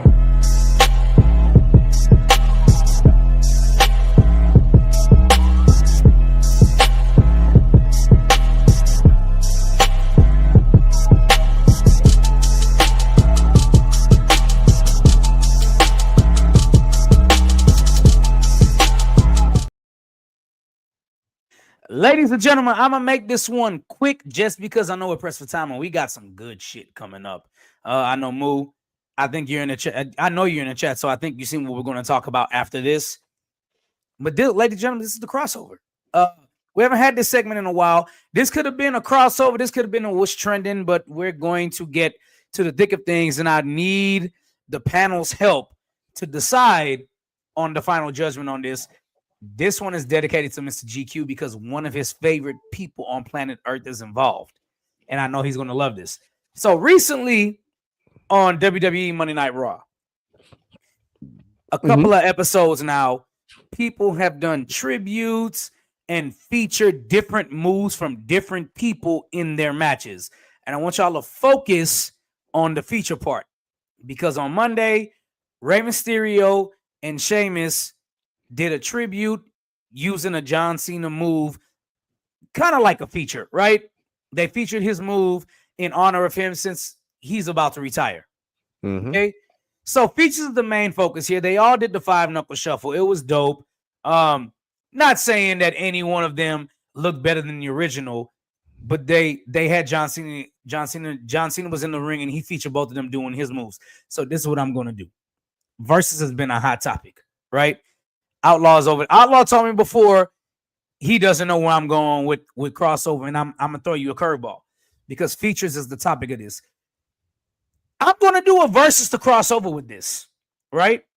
And not only is this versus a crossover, it's going to be features that made the song better, right? And not only am I doing that, I'm going to also cross over into a versus thing where I'm using two artists and I pick their best 7 features on tracks that made the tracks better than if they weren't on the track. And those 2 artists happens to be 2 of Mr. GQ's favorites, but I know one for sure is his favorite. Those 2 artists are himself, Mr. T.I.P., and the verses will be against Mr. Ludacris, who happens to be my best friend's favorite rapper. I just want to let y'all know. All right. So I only picked 7 of each just because I wanted to pick the songs that people know, right? So we got one feature list versus another. I want everybody on here to vote. I'm not going to vote. Let's just see what we come up with. If it's a tie, it's a tie and we break even. If it's one against the other, then it's one against the other. So let's go. I am starting off with T.I. Blurred Lines with Robin Thicke. My Love with Justin Timberlake. Shoulder Lean with Young Dro. Soldier with Destiny's Child. Taking Over with DJ Khaled. Just Like Me with Jamie Foxx. And Boom Boom Bap with B.O.B. Okay. For T.I. For Luda, you got Yeah by Usher, Unpredictable by Jamie Foxx. Yes, they both did songs with Jamie Foxx. All I Do Is Win with DJ Khaled. Oh, with Sierra. Tonight, and I can't think of who sings this song right now. I'm just my bad. John Legend. John Legend. John Oh. Legend. Lovers and Friends with Usher again, and that's Usher and Lil Jon for both of them. And then I'm So Hood with DJ Khaled. Late Moose covering his face because he doesn't know where to go. I'm Ladies, so hood remix. right. I'm So Hood remix. Mix. I'm so good. I should have been on the original version. Yeah, because he did that. And all I do is win. So, lady, well, there's no ladies, but ladies, if you're in the comments, gentlemen of the panel, which artists are you taking as the featured artist, the better featured artist, Mr. T.I. or Mr. Ludacris? And granted, both of these can do a regular verses against each other, which makes it even better. Yeah. But I want to break it up and just do features this time because people don't ever do verses with just features. And I think this is a unique situation where both of them have nothing but hits as featured artists. I feel like this is actually closer than it really you give it credit for. Like they both have distinctive styles, and I feel like they both bring something unique to every song that they're featured on. Like I feel like with a Lil Wayne feature, you know what you're gonna get from Lil Wayne feature. Like you gonna get Wayne. It just it is what it is. Or like a Drake feature, you know Drake gonna do that light skin singing type nigga shit, you know, on your song. Like, but I feel like Luda probably brings like the most different vibe every time he comes on. Like you know it's gonna be a Luda verse, but he always gonna make it fit within the song. It ain't gonna be about his verse. He's gonna make his verse fit into the song.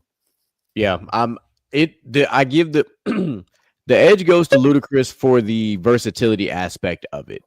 Because there's like this, I'm literally finna take what Outlaw said. I'm gonna reframe it, reword it, because it's literally what I was already thinking about. When Ludacris is a feature on your song, or if you're on his song and you're a feature, it's a movie by itself. Like, I can't think of a single song that he's ever done with a feature or being a feature with somebody where he didn't elevate the song in one way, shape, form, or fashion. Like, and I'm not saying that T.I. doesn't do that, but there's just something that even I think because it's also transcendent, from this perspective. When they perform those songs live and Ludacris comes out, I equate it to WWE because of the pop that Ludacris gets when he comes out on stage on top of it. T.I. gets a pop, but Luda gets a bigger pop when he comes out and does his verse. I feel like every song that like Luda's featured on, I feel like if Luda wasn't there, the song would be missing something. Like I feel like you could replace T.I. on some songs, but I feel like every Luda feature, you can't replace what Luda brought to that song. Because we as kids, like think about it with his verse on Lovers and Friends, who else is doing that? Right. Nobody. Like nobody's doing that. Who else is doing his verse on Nobody. He's from Atlanta, so definitely not. Like nobody's doing that. His verse on Welcome to Atlanta and Welcome to Atlanta remix. Who else is doing that? Nobody. I'm gonna take it a step further because you named all those, but the one that stands out to me most on this list, Unpredictable. Because who is doing what Luda did on Unpredictable? Nobody. I feel like Luda makes that song. Yeah, I like that. I like it too, baby. And it's the multiple cadence. It's the multiple cadence. And I think that's what people don't understand about the artistry that is Ludacris is the cadence change. He changed cadences 4 times in that flow. And I don't think people caught that. And it's those subtle pauses like what Mr. Ginger did. Like, let me put a look up in your life. Like he changed cadences in one set. And there are not a lot of artists that can just do that. He went fast, he went slow, he went with a cruise control flow, and then he started hitting you with bar. And you were like, God damn, like you didn't really know what was happening. Like that literally is what he did on that track. It's up in time. I feel like Luda is low key that dude that make you sound like you're the feature on your own song. Yeah. Right. Oh my goodness. So let me give you an example. That's not on the list. Baby by Justin Bieber. Yeah, When it comes down to I that left. song, That's a I good one. left when it that comes one down to that off. song, I without left that Luda, one that off song because it was a is pop song. complete. So Was completely annoying. If you just heard Justin the whole time, it's gonna be completely annoying. But when the Luda remix. hits to that motherfucker, oh yeah, Yeah, I left that That, one that off shit, the that shit's a list. different level. I left that one off the list just because it was a pop song, and T.I. don't really have a lot of pop song features. So and I was like, even I don't even want to still, deep dive. I'll take what Mr. Gent said, and I'll give you another one that is still a rap song that he was a feature on, and it's literally with him and Missy Elliott, Minute Man. Yep, I He- left that one off too. He killed that. He absolutely killed that. Splash Waterfalls, he killed that. Well, Splash Waterfalls is his song, so I that know, doesn't but I'm count. just saying. But if you just like, but you know, he killed it with the mix of like, you know, having, but the stuff he done with Trina, like, So when I made this list, I wanted to make sure I picked hit songs from both artists that they were featured on, because a lot of people don't deep dive like we do and listen to albums and mixtapes. So I definitely, I was just like, what are the ones that I know people will definitely know? And even though I picked Boom Bap for T.I., and a lot of people might not know that, I knew for sure everybody on the panel knew Boom Bap with B.O.B. So yeah, because I mean, because you could have even went with Dead and Gone with for T.I. and Justin Timberlake, right? But that's again, that's T.I. songs, not Justin Timberlake songs. That's why I went with My Love instead. Yeah. I got a controversial question to ask. I don't want to take over the segment, but I got a very controversial question to ask. So between T.I. and Ludacris, what song were they not featured on that you feel like would have been better had they been featured?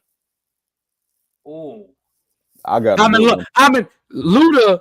I'm in love with a stripper remix. That's a good one. I'm gonna say a controversial one.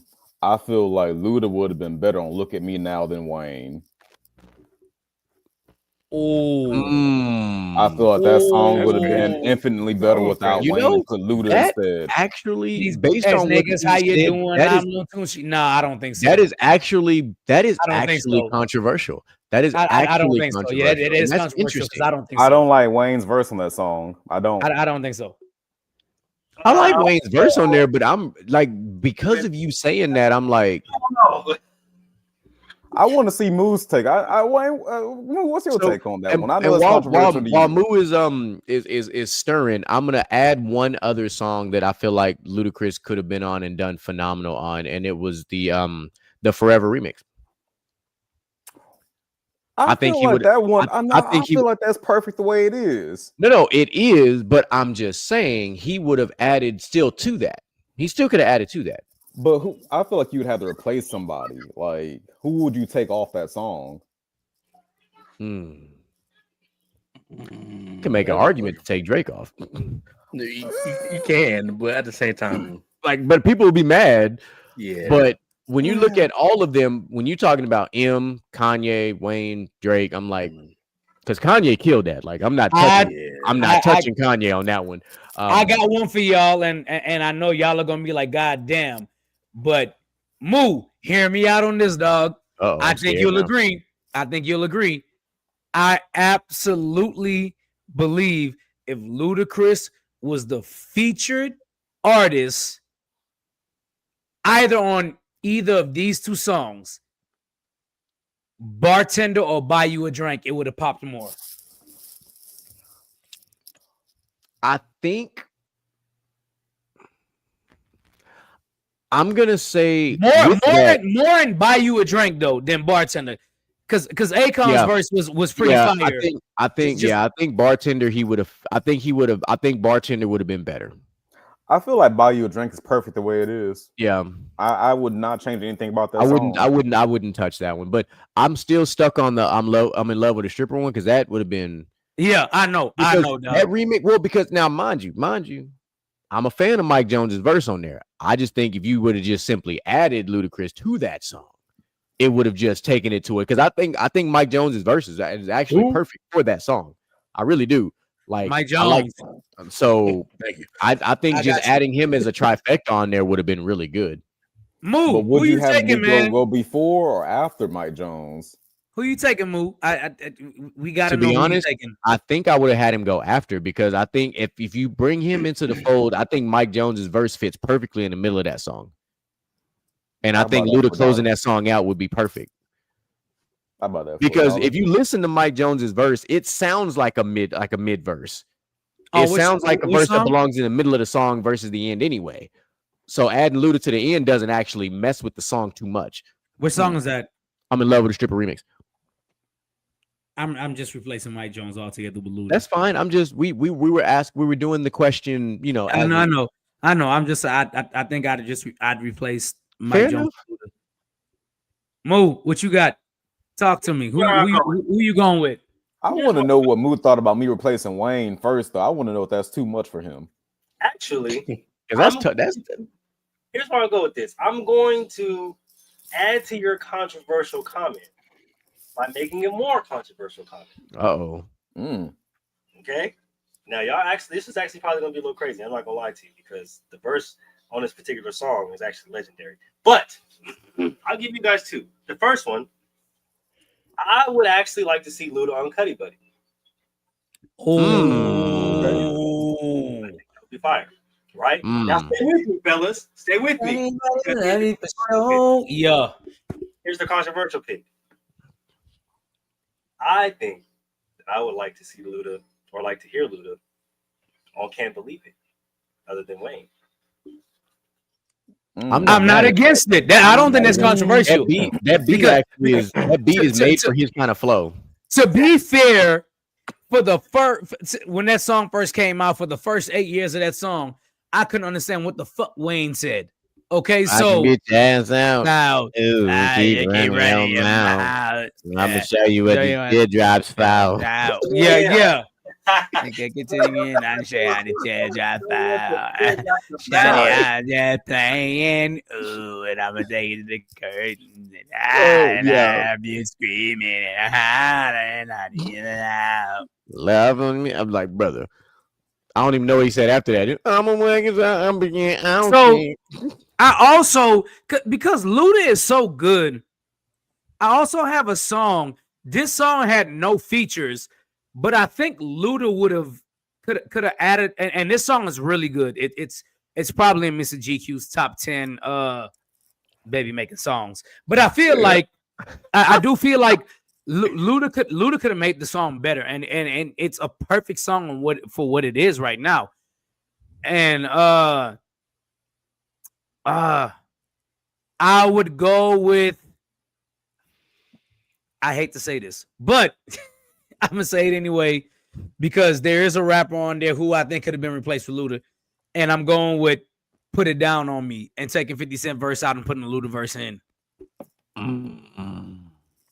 That's tough, because 50's verse was actually really good. Yeah. 50's verse was actually really good in that one. So that's controversial. Yeah, because 50 really did put that was actually really good. But wait, we keep talking about songs that Luda could have been added to. Y'all got any songs T.I. could have been added to that y'all think? Can I add one more song with Luda? Yeah, go ahead. The Bad by Wale. I feel like Luda would have ran that shit. You know, I can see. So you were talking about like songs with T.I. And I'm either missing it or it just feels like it fits. And so follow me with this one. I actually wouldn't have minded, and I think he may have been on this one. That's probably why it sounds so familiar. But I wouldn't have minded hearing T.I. on a remix to Lloyd's Get It Shorty. That beat is up T.I.'s alley. That's a T.I. style beat. But so we've got that one in the mix. I imagine if I think about it just a little bit, I probably could find a few more. I would have loved to have T.I. have a verse on Boys in the Hood. Yeah. For those of you that don't know, we the boys in the hood selling anything for profit. 5 up in the morning on the corner club. And Moo, hey Moo, while you're on here, you know who I'd love to see T.I. collab with, and it'd be one of y'all Bay Area artists. I think T.I. and E40 could make a hit song. I would love that. It would be absolutely insane because they're two in the same. It's just like E40's style is different. Like his flow is different, but their styles are similar. I got a controversial pick for the T.I. feature. This is going to be very controversial. I feel like the song that I'm picking, it's good. It's great as it is. But I feel like T.I. replacing Wayne on You with Lloyd would be something else. No, absolutely that not. Can't happen. Absolutely the hell not. That can't happen to me. Nah. That can't happen to me. Bro, that's prime Wayne. That is prime Wayne. I'm just saying. No. That's not in the world I want to live in. No. So you cannot be talking about Weezy F baby, the keys to the Sadies, the keys to the ladies. There's no way. Weed and Patron, even in the AM. You like what I'm saying? I'm sorry, nah, dog. I said controversial. That was definitely that. Come on, man. That was a canon event. Come on. You know I love you like cook food. You know you fucking with a good dude. You know you give good brain like you graduated from a good school. Hell no. I'm a good move. You should move. Hey, Shotty, what it is. Hey, no, sir. Oh, no, I can't do it. Nah. Now there is one other like remix that I would be okay with taking Wayne's verse off of and replacing with T.I. and it actually be Shorty Low's They Know remix. Oh yeah, I can fuck with that because now you have Luda, Jeezy, Plies, and T.I., which I think those four together with Shorty Low actually flows extremely well. God now, damn. obviously with Wayne, it was ATL good. In the building. You see what I did there, but it makes sense. So yeah, that was good. That was good. Like I said, like I said, it was something different where we judge them on their features. Moo, I don't think you pick between T.I. or Luda on their feature song. So who you rolling with here? I'm actually going with Ludacris for the reason that you actually named. His verse on Unpredictable is probably one of the best I've ever heard him spit ever. Yeah. I think about that verse randomly throughout my day. I do too. Randomly throughout my day, it's possible. You feel me? I can get rid of that headache. What you doing tonight? Some say that sex is overrated, but they just ain't doing it right. Doing it right. Okay. Like if you was out on a date and you took 3 or 4 of them bars and set them on a date, you winning. I promise you. I promise you. So I want to propose a question to y'all. Out of the songs that I named for the features, do y'all think either could replace either on the song and the song would still hit the same? I feel like they both have, like I said, such distinctive styles. Like you innately change the song at its core. I feel like Luda elevates every single song he's on. Like replacing him with T.I., like you might get a comparable verse. You might get a verse that's not as good. You might get a better verse, but I just feel like it's hard to replace Luda. Like I could see T.I. not being on some songs, but every single Luda feature is iconic. Yeah, like I can tell you, I couldn't see T.I. on Lovers and Friends or Yeah. Oh, for sure. No. Like I feel like is low key his song just as much as it is Usher's song. They got one. I mean, yeah. Like, but like in the same way, like doesn't know Luda's verse on come on now. But like even still, Friends. The same way that the Moo was talking about with Luda's verse on Unpredictable, the same with his verse on Lovers and Friends. We as kids was rapping this to females. Sometimes want to be your lover, sometimes want to be your friend. That was and obviously Lil Jon's one of the few times he does rap. We all was in that one too. I've been know you for a long time, you know. Yeah. So those are iconic childhood things. Like when you was in the car with a female, you had that song playing because you knew you knew them verses. Yeah. I would never give up a Luda verse. I feel like Luda verse, like a Luda feature is a canon event. Like y'all said, like for Wayne on You, Lord, that's a canon event. I feel like every Luda feature is canon in every universe. Just to be fair, I do think if you replace T.I. with Luda on Soul Hood, you lose nothing. No, you lose nothing. I don't think you lose anything on Soul Hood. But I feel like if you replace I'm sorry, T.I. with Luda on Soul Hood, but if you replace Luda with T.I. on My Love, I don't think you lose anything either. That's definitely Luda style. My Love is 100% Luda style. Yeah. Like My Love, the My Love beat is very comparable to Oh by Sierra. You know, And I'll give you one where it'd be different.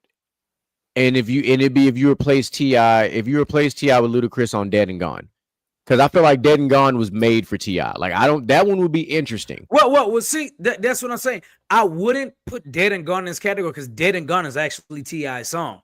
No, but that I'm just looking at also who Justin Timberlake's doing the hook and everything else. Like, and I'm not saying Ludacris couldn't do it, but I'm just like, I do think there's parts of it that wouldn't sound the same. I do think if you replace T.I.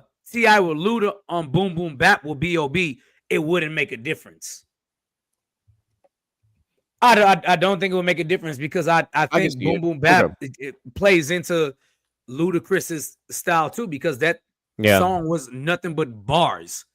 Yeah. Like there was no chorus, no nothing. So Luda's just spitting bars on that and he would have absolutely killed it too. So, I mean. Yeah, I can buy that. Interesting. We can get crazy on these music talks. Like, and I'm saying, I will say before we transition real quick, I have a lot of people that I talk to that I work with that are like, hey man, when y'all be talking music, man, y'all got to let your boy know. I'm like, it's cats that want to come on the show when we talking about music because we be hitting some takes. And I think people are like, we done got some respect from some old heads and from some newer, it's been fun listening, talking to some of these people. Because it's like it's different. We're not bashing either artist, but a question was posed, and it's literally it's something that I call it's critical thinking for music.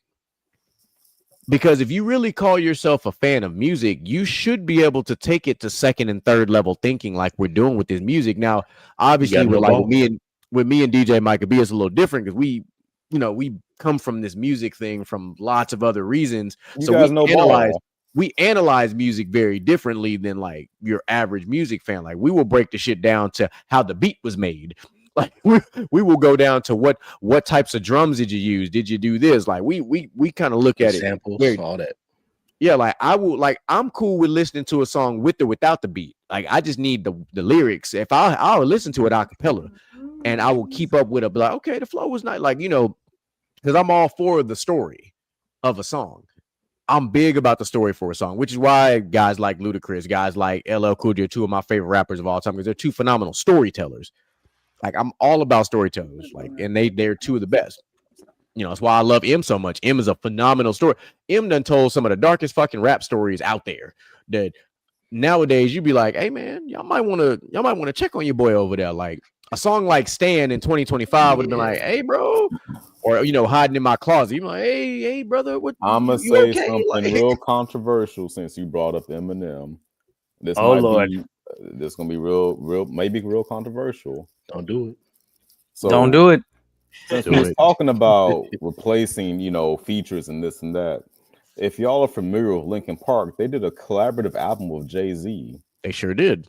I feel I like where you're going with this. I feel like if you was gonna replace Jay-Z with anybody else, Eminem and Linkin Park would have fucking slapped. Yeah, that one. I'm all out. Yeah, that would have been. That one would have been great. That'd have been fucking nasty. That crossover would have been nasty. And I'll tell you this: I don't even like Jay-Z like that, but I will say that the collaborative album between him and Linkin Park, that shit was fucking fire. I'll tell you, I don't even like Jay-Z, but Conte definitely like Jay-Z. I'm gonna say something controversial, and I'm gonna just take Outlaw's line. I'm gonna say something controversial, right? I disagree. You don't think Eminem will go with Linkin Park? I disagree, and the reason why I disagree is because the album they collaborated on already had Jay-Z hits and Linkin Park hits. It was just rock versions or rap versions of what they had already produced. Eminem was so good that rock and rap was already fused on his albums, and it wouldn't add the dynamic that either Jay-Z or Linkin Park added to that album. You know, I get that because I feel like Linkin Park and Eminem are already in that kind of weird, dark genre anyway. Right. Like Jay-Z and Linkin Park together is like kind of like putting pineapple on pizza. Right. It was two styles clashing together to make it to make one sound. But Eminem fused rock and rap together before Jay-Z even did it with Linkin Park trying to do it. And it that's wouldn't be why nothing new. Yeah, you right. But it would have made for a hell of an album, though. Yeah, it would have made for a hell of an album. But it wouldn't have been as impactful as the Jay-Z Linkin Park collaboration was. So I know it would have worked. I'll do another one, last controversial one. If there was ever going to be another mashup album like that, I think Blink 182 and T-Pain would be interesting. Boy, you know ball, don't you? Boy, I feel like that'd be fucking weird and fucking dope. I smell it. I feel good about that one, didn't you? I can smell what I'm gonna take it. I'm not gonna lie to you. I'm gonna take it a step further. I know you said Blink 182, and I'm gonna take it a step further and say Fall Out Boy and T-Pain would be the collab. This Fall man no ball. Fall Out Boy and T-Pain would be the one. Listen, Fall Out Boy and T-Pain in 2005 would have owned. Oh that. yeah. Like owned it. Oh yeah, this man has 100%. Elite ball knowledge. Like that right there is some savant level thinking that you both just did. Y'all both just displayed what we talk about when we talk about this music. Can y'all imagine T-Pain on a My Songs Know What You Did in the Dark remix? Yeah, that'd be fire.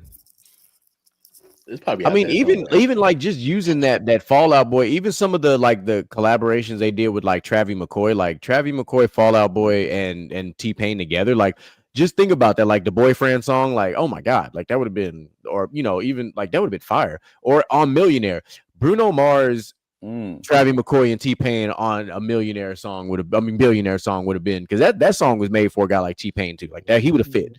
He would have fit with that flow very well. Fucking bad. I'm trying to think who would be good for My Chemical Romance. And My Chemical Romance. Like, who would be a good mashup?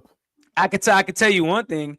It can't be any rapper after 2009. So y'all better start digging deep back into the 2000s, because the rappers after 2009 can't collab with anything outside of rap music.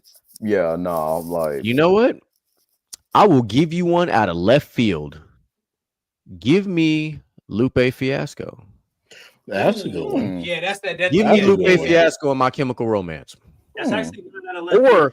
Or give me B.O.B. and Lupe Fiasco. Give me B.O.B. with My Chemical Romance too. Either of those would fit. I actually do think that. Those of you that didn't go to the B.O.B. concert that me and Jeremy went to, you have no idea. And don't understand how talented B.O.B. is. B.O.B. played every instrument on stage, from piano, bass, guitar, and drums, and played it fluently. Hold on now. Don't forget, he also hopped on the ones and twos. Yeah, he did. Actually, Michael, I got to bring back something you said. You said like any rapper like after 09 like couldn't cross over. I feel like somebody barely makes the cut. And Kid Cudi. Kid Cudi's before 2009 though. He was like 08. He was like that's still before 2009 though. I guess he barely made the cut though. No. Okay, so I went to a Kid Cudi concert in 2007 when he with Estelle.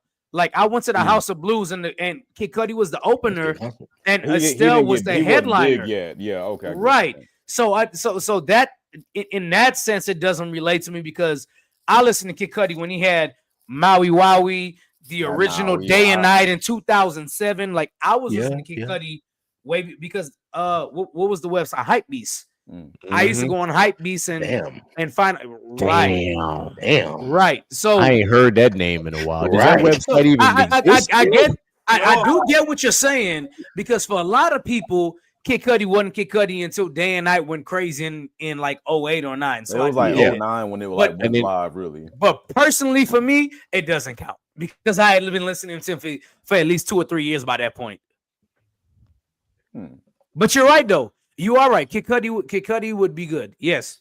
I feel like if we got like a Kid Cudi Panic at the Disco collab, that'd have been fucking gas. Oh, That's a good Panic. That'd have been fucking gas. That'd be dramatic too. Don't let me be a music producer back in 2005. God damn it! Oh god damn it! He would have been the generational crossover producer. He'd have been a mad scientist. I was like, let's just put these two together and see what happens. I'd be just like, I'm grab this fucking Lady Gaga feature and like the fucking Weekend and be like, let's see what the fuck happens. I don't fucking know. So before I hit this video, before before I hit this transition, I'm gonna do this. I'm gonna test Outlaw's mastermind production. I'm gonna give you one other band that I want to hear your thoughts and ideas on a mashup with, and I'm gonna give you Nickelback. I'm gonna challenge you just a little bit because their music's very unique. So like, yeah, Great. Nickelback. maybe I would probably say this is me, just talking, and I'm not really a big fan of this person as a rapper, but I think he would fit, and God rest his soul. I don't know how to say this nigga name. XXX. Oh, the XS Tentacion. Yes. interesting. That's probably who I'd go with, because he was in his own lane as a rapper, kind of like alternative rap. Alternative rap is not a genre, but y'all get what I'm saying, where it was like it wasn't what mainstream rappers were doing, it wasn't what underground rappers were doing, but he was rapping. Yeah. So I think his style would have fit Nickelback style as more of alternative to rock type of music. So I would say XXX would probably be a good collaboration with Nickelback. Okay. I was actually gonna go do something out of left field. I wanted to do a female artist for Nickelback. I got you. What you got? This is gonna be controversial, but I was thinking either Carrie Underwood or Kelly Clarkson. Well, Kelly Clarkson can sing whatever the hell you give her. So Yeah, she's she's multiverse, but I'm not surprised by that. Carrie Underwood, though, is a really underrated vocalist. I think she would fit it. you say Carrie Underwood or Carrie? I feel like both. Carrie Like Wilson. my Okay, first choice would be Carrie Underwood and Nickelback. Like I feel like that would like So that country it'd be like country alternative, yeah, basically. I feel like that'd be good, but Kelly Clarkson might be like a more poppy kind of vibe for them. But like I think Carrie Underwood is the best fit. Like I feel like if there's ever gonna be like a Nickelback collab, do a female artist. Yeah, I give you that. That makes sense. One person that kind of came in mind, as we was talking about rappers wise, is I was like maybe Nelly. I think Nelly and I'd buy that Nickelback for would be $1. fire. Nickelback and Nelly, I'd buy that for $1. Ironically, they both start with the same letter, but Nickelback and Nelly would actually, because Nelly's shown us how versatile he is with crossovers already. So him and Nickelback actually would. That'd be good. That'd be good. I like what you did there, Mr. John. I like what you did there. Yeah. So let's get to the fun part, the closeout part of the show. Hey, let's do the meat and gravy. Yes, the meat and potatoes, meat and gravy, the big backery of the show. But here we are.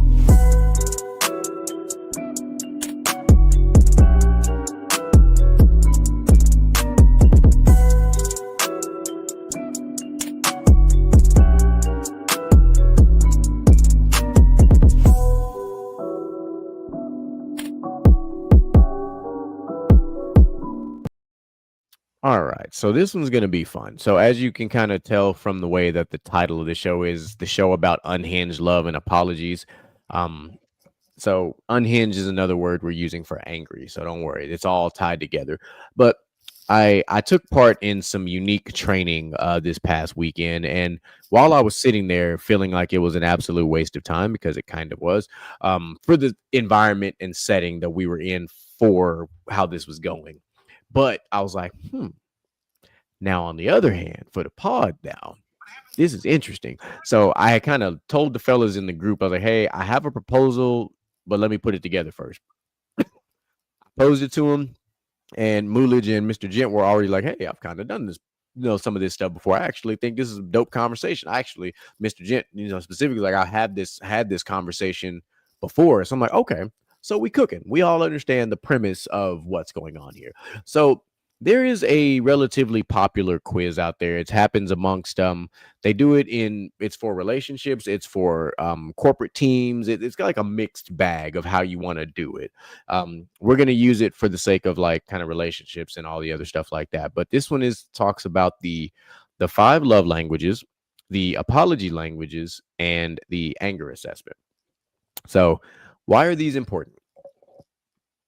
Depends on how you feel. Depends on how you look at life. Depends on how serious you are about certain things.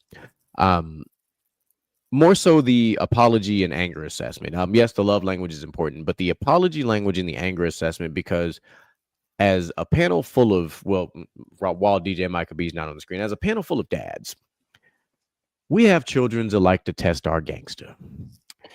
And how we channel that energy is pretty much why I think the anger assessment is necessary. Because sometimes kids will make you do and say things that you don't want to say, but like I said, they test you gangster, and sometimes you gotta pop out and show them, and then they're like shocked when you do it. They're like, oh my god, can't believe you just did this. And then they start sniffling and doing all the Puss in Boots thing with the watery eyes and shit. And then you're like, oh hell. Or you're like my kid and you immediately come up and hug me, which is like the defense mechanism. Like, let me melt daddy's heart, give him a hug real quick. Like, that's pretty much how that goes for me. So and I know Gent, you took all 3 of them. You guys everybody kind of took all 3 of them. All right, so we'll kind of work this one kind of backwards. We'll go kind of shortest to longest. So the anger assessment's the shortest one because it's the easiest one, because I think it was only like 7 questions. But it basically has green, yellow, orangish, red, orange, and red. It's kind of like your levels to anger. So on my particular one, I got like green basically, and it says that you have a good handle on your anger. Well done.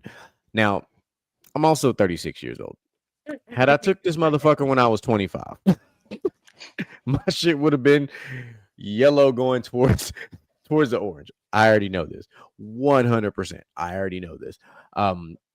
With older life comes realization, rationale, wisdom, all the things.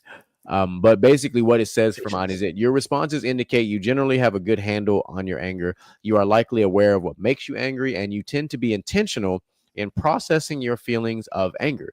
You likely don't experience too many difficulties from anger-related issues in your personal or professional life. There's always room for improvement, however, in some things to consider the actionable steps.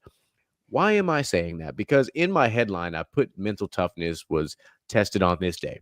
Today was a very good example of how I could have went from having control of my anger to flipping the fuck out.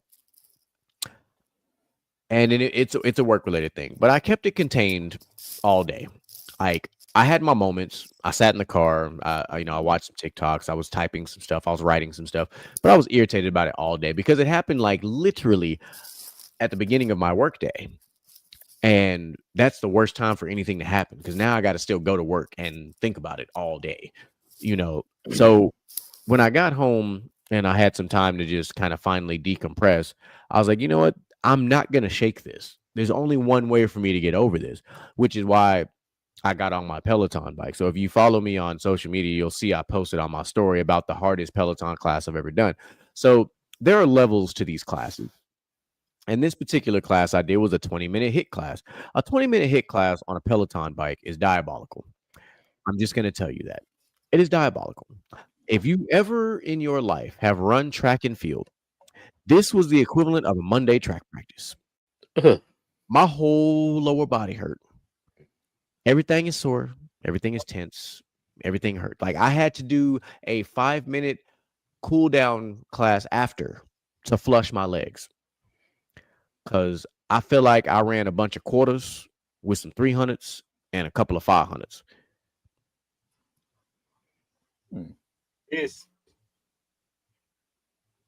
So yeah. Track So legs. next up on their anger assessment. Anybody have anything different? Was anybody like not in green necessarily? See, I mine wasn't in. is I wasn't in green. mine's I in was green. not in green. Okay. I can Where we understand that. Kiss my ass, you hoe ass nigga, and that's probably exactly why I wasn't in green. Exactly why I said it. I mean, So where were you? I was literally in like dead ass in the middle. Oh, because you're yellow transitioning to orange. The orange. So like I mean, first of all, it just Like a depends on mustard. how you look at it. I was either yellow See, transition that's to the reason. orange Yep, there it is. or yellow transition to green. But what I will say is, I think the reason being, and I think GQ will attest to this, and Mr. Gent will too. Outlaw knows me very well now, but he didn't know me before. I've never been the person to be in relationships. So at this stage in my life, I am still in the middle of, I know what pisses me off on one hand, but I necessarily don't know what pisses me off on the other hand as far as the relationship goes. And so like, I know what people do that pisses me off, but I don't know what my significant other will do that could also piss me off. And so it's like when I see dumb shit happening, I'm just like, yeah, I expect that from that person, or I expect that from that person. It doesn't bother me as much. I'm just like, you're being stupid, whatever. But when I see certain things from my significant other, it's like, why the fuck would you even do that? Like, do you not know me? Like, I'm not understanding. Like, I'm around you the most. You should know me at this point to know that kind of shit would make me mad. It was like, I didn't think this would make you mad. So what you're saying is you're kind of volatile. Sure, I guess. I don't. Yeah. No, I'm just fucking with you.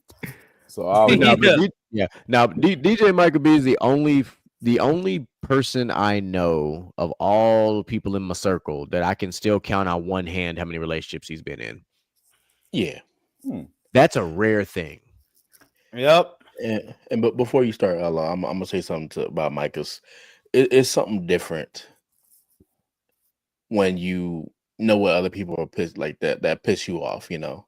But it's just something different when you love a person and they piss you off. It's a next level type of shit, dude. AKA your kids. AKA your kids, AKA your girl, AKA just your mama, AKA your daddy. Like, goddamn. Especially it's a different especially level of when you know you wouldn't do it to that person. Exactly. And it takes a next level of forgiveness, of release. Unless you take a page out of Moon's book and become King Pettington. I do become King Pettington all the time. But the problem with becoming King Pettington is that your girlfriend doesn't take becoming King Pettington well and starts doing spiteful shit, right? That's when you got to elevate from being King Pettington to being Emperor Pettington.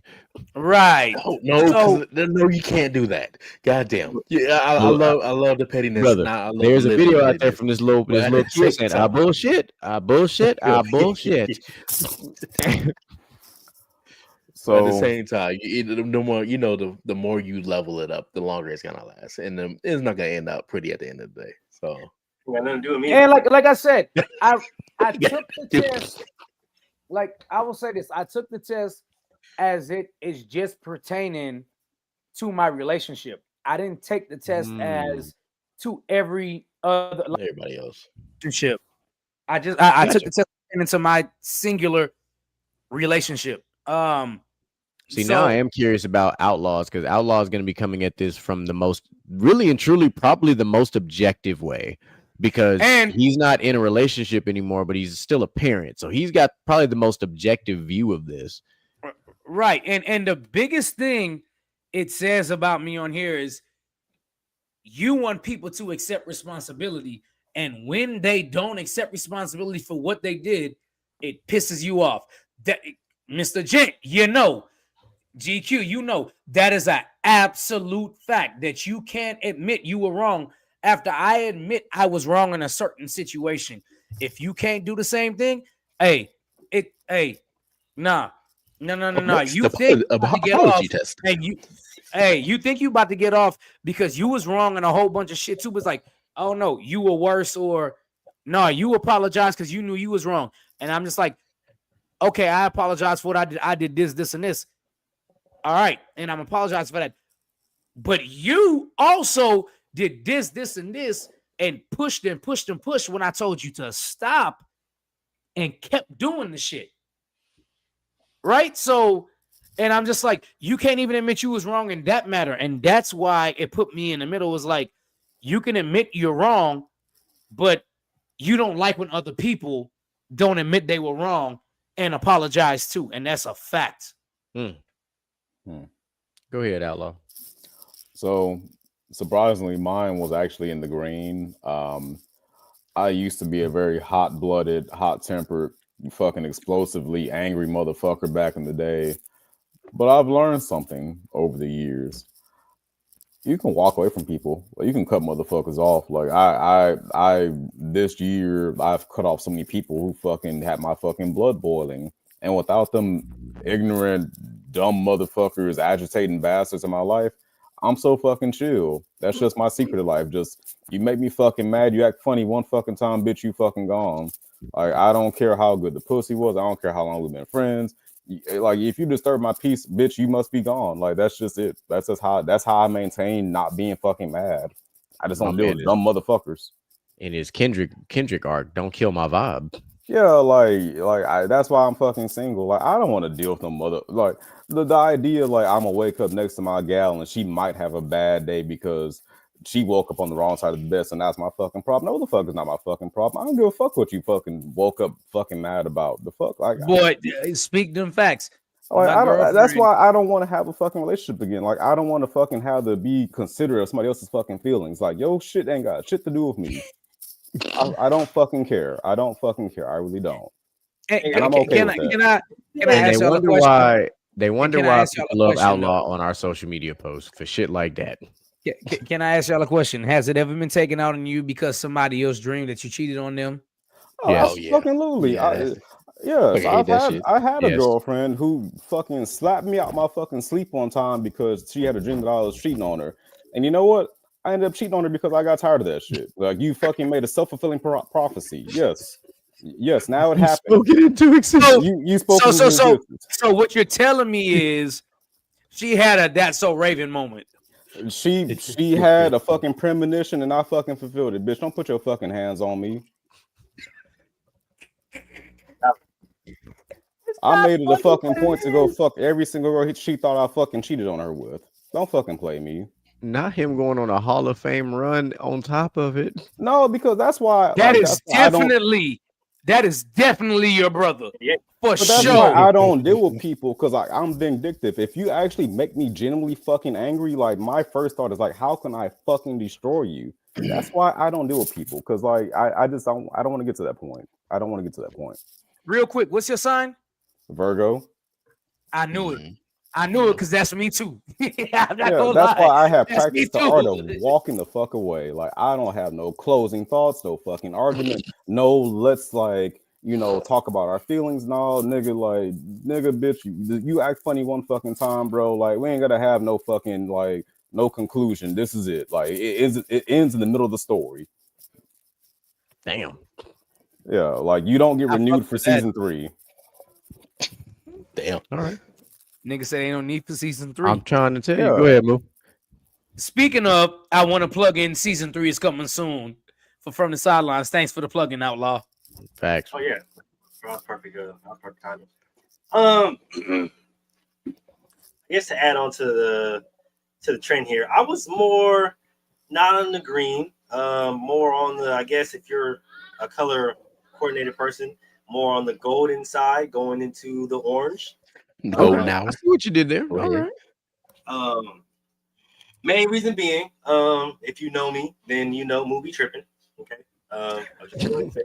I do be tripping. I'm not even gonna lie to you. But I've come to understand my anger, and through lots of my therapy and my outlet via the gym. It I tend to keep a lid on it. Most times, there are some times where I do have to get ghetto. So yeah, I just yeah. I mean, like I said, I maintain it well. It depends on the situation, I guess, because like I said, we'll be tripping, bro. So I be tripping too. I'm not even going back off of that. And the reason why I say that, bro, and I think Moo and Outlaw will feel me on this one. The love that we give out to a lot of people, when it's not reciprocated, that shit make my blood boil. It pisses us the fuck off. And he used the word too. He said reciprocated. There is one thing I missed out on mentioning that I thought about with Moo, like, Moo, you being a dad, me being a dad, Jink being dad, GQ being a dad. I will say that my daughter, sometimes I snap. Like, I be like, the fuck? Yes. But then it's like, I dial it back. Because, like, you know what? I understand that she's a child.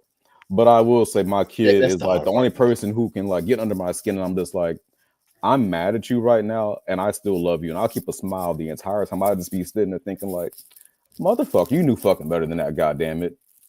Yeah, see, I like, that. I'm about to thump you in the forehead, but I've done it. I've done it. Hey, I'll dump you and then tell you, hey, I'm sorry. Look, this is the reason why I dumped your ass. Like my daughter just does boneheaded shit, and it's like, I understand you're 6 years old. You're gonna do some stupid shit, but like me sitting here at the seat, I'm just like, what the fuck? And again, I thought we were doing like when we did this, it was more of a you do with your significant other, not with just all your relationships. So I don't have a significant other, so right. Yeah, so like I just did it pertaining to my relationship. So like if I feel like if I did it with like my friends, it would be different.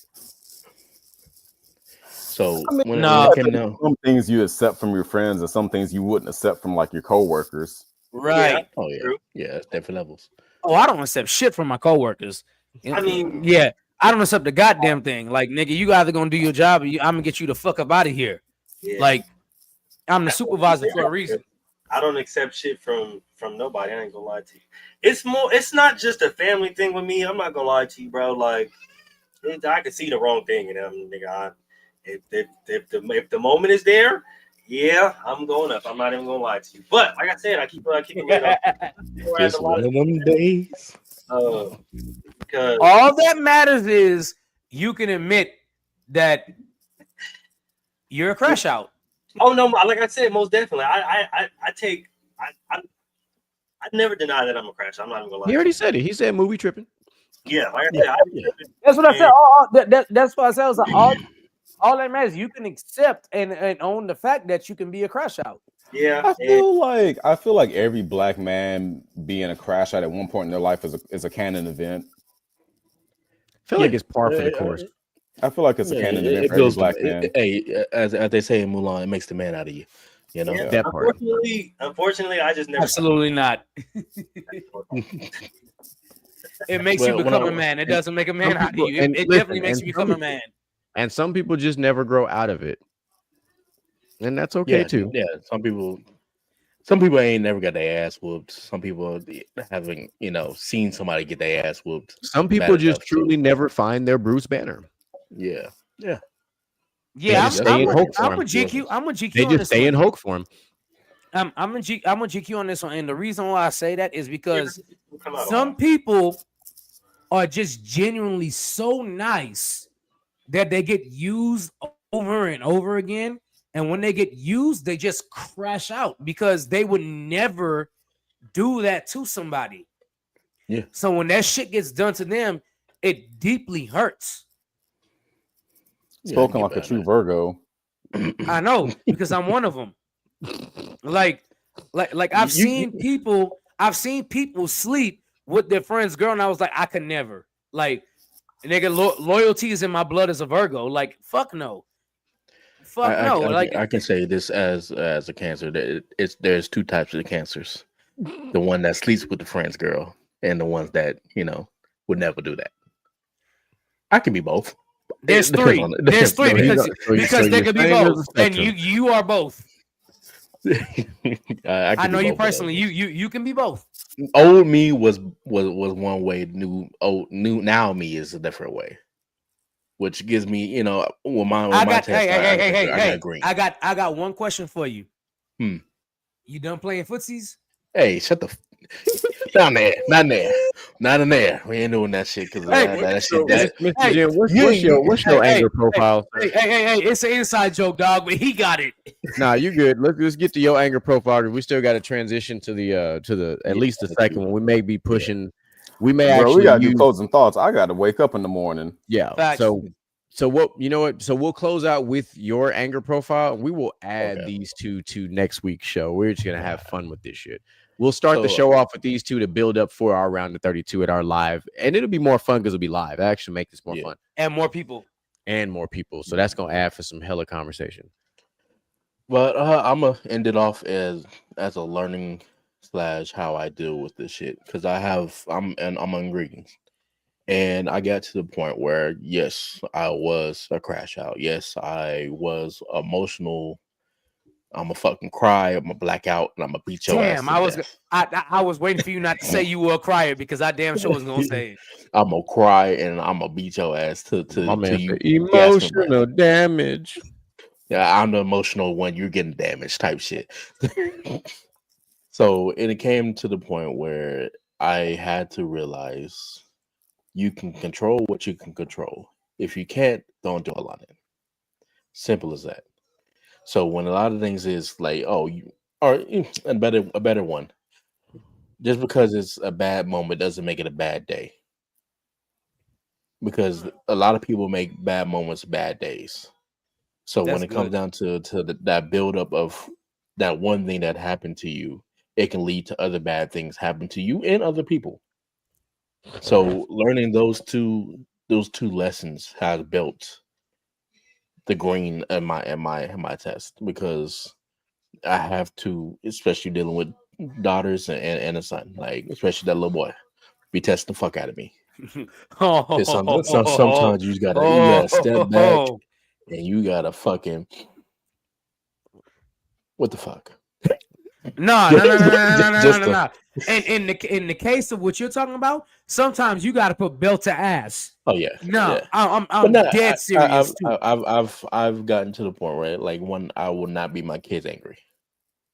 I can't. I didn't say because no. I know say that. being them angry. But I said it's to the point. Sometimes you got to put. put belt to ass. There's some parents out there that will beat their Oh kids yeah. angry. See, It's not I good. will make sure I calm down and catch you when you're relaxed. Oh yeah, And That's then what tell you my bring mama used to do. until you bring your I ass love here. that. That's exactly what my mom Oh, used you to had a do. great day? Because you Come talk to me for a thought second. this shit was over with. Yeah. Come talk to me for a second. Go, Ashley. I love the go get the belt. Break them My down before mom they even told get my there. mama catch you. You done came home. You done did your homework. You done took a shower, and Mhm. you getting ready to wind down for bed. It ain't Yeah. over. And What then Kirk you hear Franklin that, say? you hear that dangling of that buckle, and you like, Jen, you know what Kirk Franklin say? It ain't over. It ain't over. Hey, You about to get For those- stomped, nigga. yeah, exactly. I'm happy you caught the rest of that reference. what the people say, stop. Oh But yeah. shit! Hey, So I'm telling you, you act up in school. I promise the stump, the whole yeah. stump, and And nothing nothing but but the the stump, because it ain't over. Mhm. not you preaching on a Wednesday. I'm trying to tell Kirk There's a Franklin whole said, lot Bible of study type show. hey, every day is a good day to preach. You understand Amen. me? Amen, brother. Amen. All right, Every so day is a good day to preach. let's do that beautiful thing. So Outlaw, drop us with your closing thoughts because we all got to be up early for dark and early for work tomorrow. Not So as move. my tagline says, hard times, but not the end of times. I know that everybody probably got some shit going on in their fucking lives. But as somebody who's gone through rock bottom probably about 2-3 times now as an adult, this ain't the end, bro. Like this might be some hard shit you're dealing with, but this shit get better, bro. This ain't the end of the fucking world. You be all right. I like it. What you got, Jim? Another good show. Excited for next week. Getting into this, other 2 tests, and then the round of 32 with my brothers on around.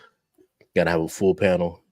Gonna have some good food. Gonna have some libations, and yeah, it's gonna be a great week. So y'all stay tuned to next week at the same bad time, same bad channel.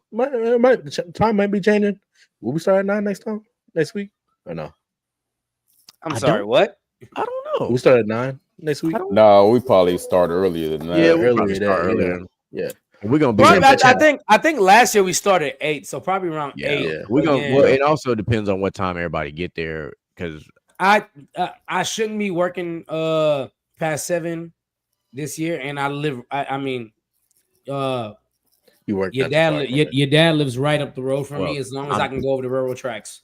I'm on leave starting Friday, so I Must ain't be working nice. at all. Hey, Okay, I live close so- to so- you. so- I work before. so my issue is I work tomorrow, Friday, and probably Saturday, but I'm off Sunday, Monday, Tuesday. But they didn't let me take Wednesday off because it's end of month and everybody has to be there. So I got to go back to work Wednesday, and then I'm off Thursday, Friday, Saturday, Sunday, which is trash. we already off Wednesday, Thursday, Friday, but I just took. I don't get Wednesday off. So, well, government employees. So Must that's be all. nice. You fucking right. They owe me something after these 43 days. Shit. You better tell them you leaving here with something, and And I it's did. off days. I knew that was coming. Oh, snap. Moolers, what you got? Oh man, another fire show. Just to kind of build on what Outlaw was saying.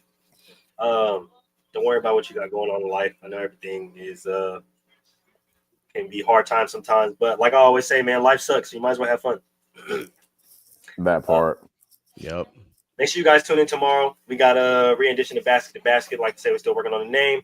Inside the Huddle on Friday. You already know we back to back with all the shows, man. Keep liking, keep subscribing, keep commenting. We're not gonna stop till we get that plaque in the back. You already know what it is. See y'all tomorrow. You heard him. DJ Michael B. Talk to him. Yeah, I'm gonna echo some Moose stuff. I know we don't have an official name yet, but I'm gonna call it Basket to Basket midweek. Because Basket to Basket is on Tuesday, so I'm gonna say Basket to Basket midweek on Thursday. If any of you are free and want to jump on, send a message and let us know. We'll make sure and drop the link. Of course, Friday-ish, best damn football show on the internet, period. We have a big debate coming up on Ish this week. I don't know if I'll be able to be on. But Troy, Mel, and Moo. It's going down. Troy, Mel, and Moo have some fire for y'all because they are all on opposite sides of, Mel and Moo on opposite sides of one thing from Troy, and it's already been going down in the chat. And no, hold on now. Mel, Moo, and GQ are on the same side because there's conversations having in that chat, and I definitely chimed in on something. I was like, hold on, brother, we can't do that. I hope I can jump on Friday because Troy and Micah are on the same side of this one. So I hope I can jump in on this one. We're on the same side with this one. I can't wait. So and not for the reasons y'all think, right? But I'm gonna explain why the reasoning on Friday. It's not for the reasons y'all think. And when y'all hear my reasons, y'all will probably be like, okay, I get it. But what do you actually think as well? So not for the reasons y'all think I am with on Troy's side, right? So again, we come back on Tuesday. It's not Monday no more. Basket to Basket is now on Tuesday. And of course, next week, Wednesday, Thanksgiving special here with Gentleman's Talk. We will be at Pop's house. That's what I call him anyway, because he's not my real father. He's Pops to me. He's the biological father for the guys on my left and right on your screens. If you missed the first year, it's still on Spotify. If you need the link, I'm gonna tell GQ put up the link. You can go look at the link for the first year. If you need last year, we had the round of 32 of what was it? Fast food? Fast food joint. Yeah, it was the big back. It was a big back edition.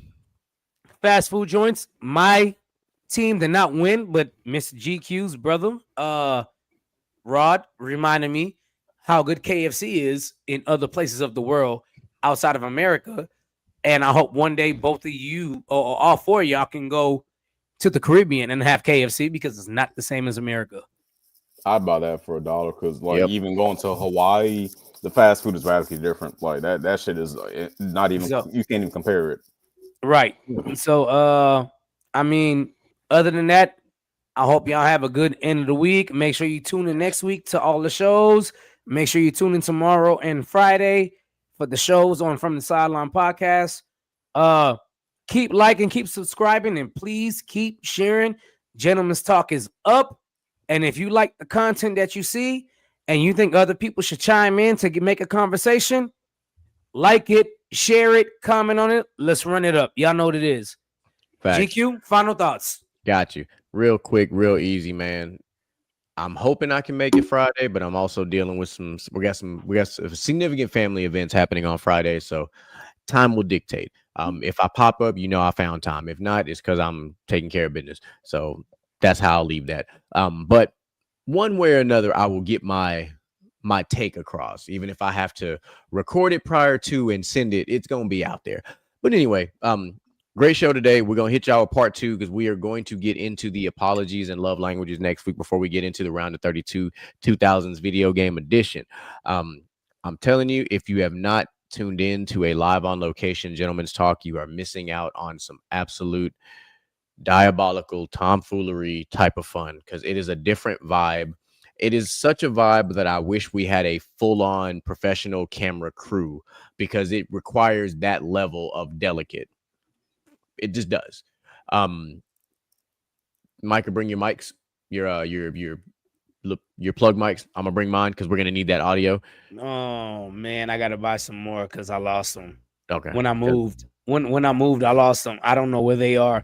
They could still be in the old house, and I don't have access to anymore. Gotcha. I digress. I at least have 2 for sure. Possibly, actually, I have 3. But I'll buy some more. Yeah. Send me the link of what you bought, and yeah, too easy. Because we'll need as clear audio as we can get for next week for sure. But yeah, like I told you in the beginning, man, the social media is up. We just got the blessing for TikTok. So once I get that all sorted out and figured out, we will be streaming live on TikTok for our Wednesday shows. We have met the criteria that has been required of us. So we're going to make it do what it do, baby, to quote Jamie Foxx today. So make it do what it do, baby. Baby. Yeah, look at you musical motherfuckers. All right. So as I per like usual, that. Hey, look, ladies and gentlemen. I like it too. This has been coming up a lot more and more these days, and I'm glad that it is. There's becoming more and more of a spotlight on men taking care of their mental and emotional health. And I urge all men out there who still feel like there's some kind of a stigma of some sort attached to it. I'm telling you right now, this ain't the 1990s. It's 2025. Shit ain't the same out here. It's perfectly okay to get out there, find you some help, find you a group of people, find you some people that you can confide in to do what you must do to get out of whatever dark place you have found yourself in. So I urge you to find those people, those common. I'm happy you said that. I would also like to say, if you're local here around Baytown, Pasadena, LaPorte, wherever, we have a brotherhood here. And if you like to be a part of the brotherhood or just need support or whatever, reach out to us. We have a brotherhood here, LXG. Holla, holla, holla. And so don't be afraid to reach out. So like DJ Micah B be saying, normally I'm going to tell y'all like we used to say back on the old audio days, tell a friend to tell a friend. All right. Like, subscribe, follow, man. Put it out there. Keep an eye on the Gentlemen's Talk Instagram because it's continuing to go up. There's a lot of good stuff happening. TikTok is on fire right now. So we're going to keep that fire rolling. But as per usual, chat, we love y'all. We appreciate y'all for being out there tonight. And we love y'all. We are. Motivation in you and inspire the world to do what you can. If you love it, then fuck it.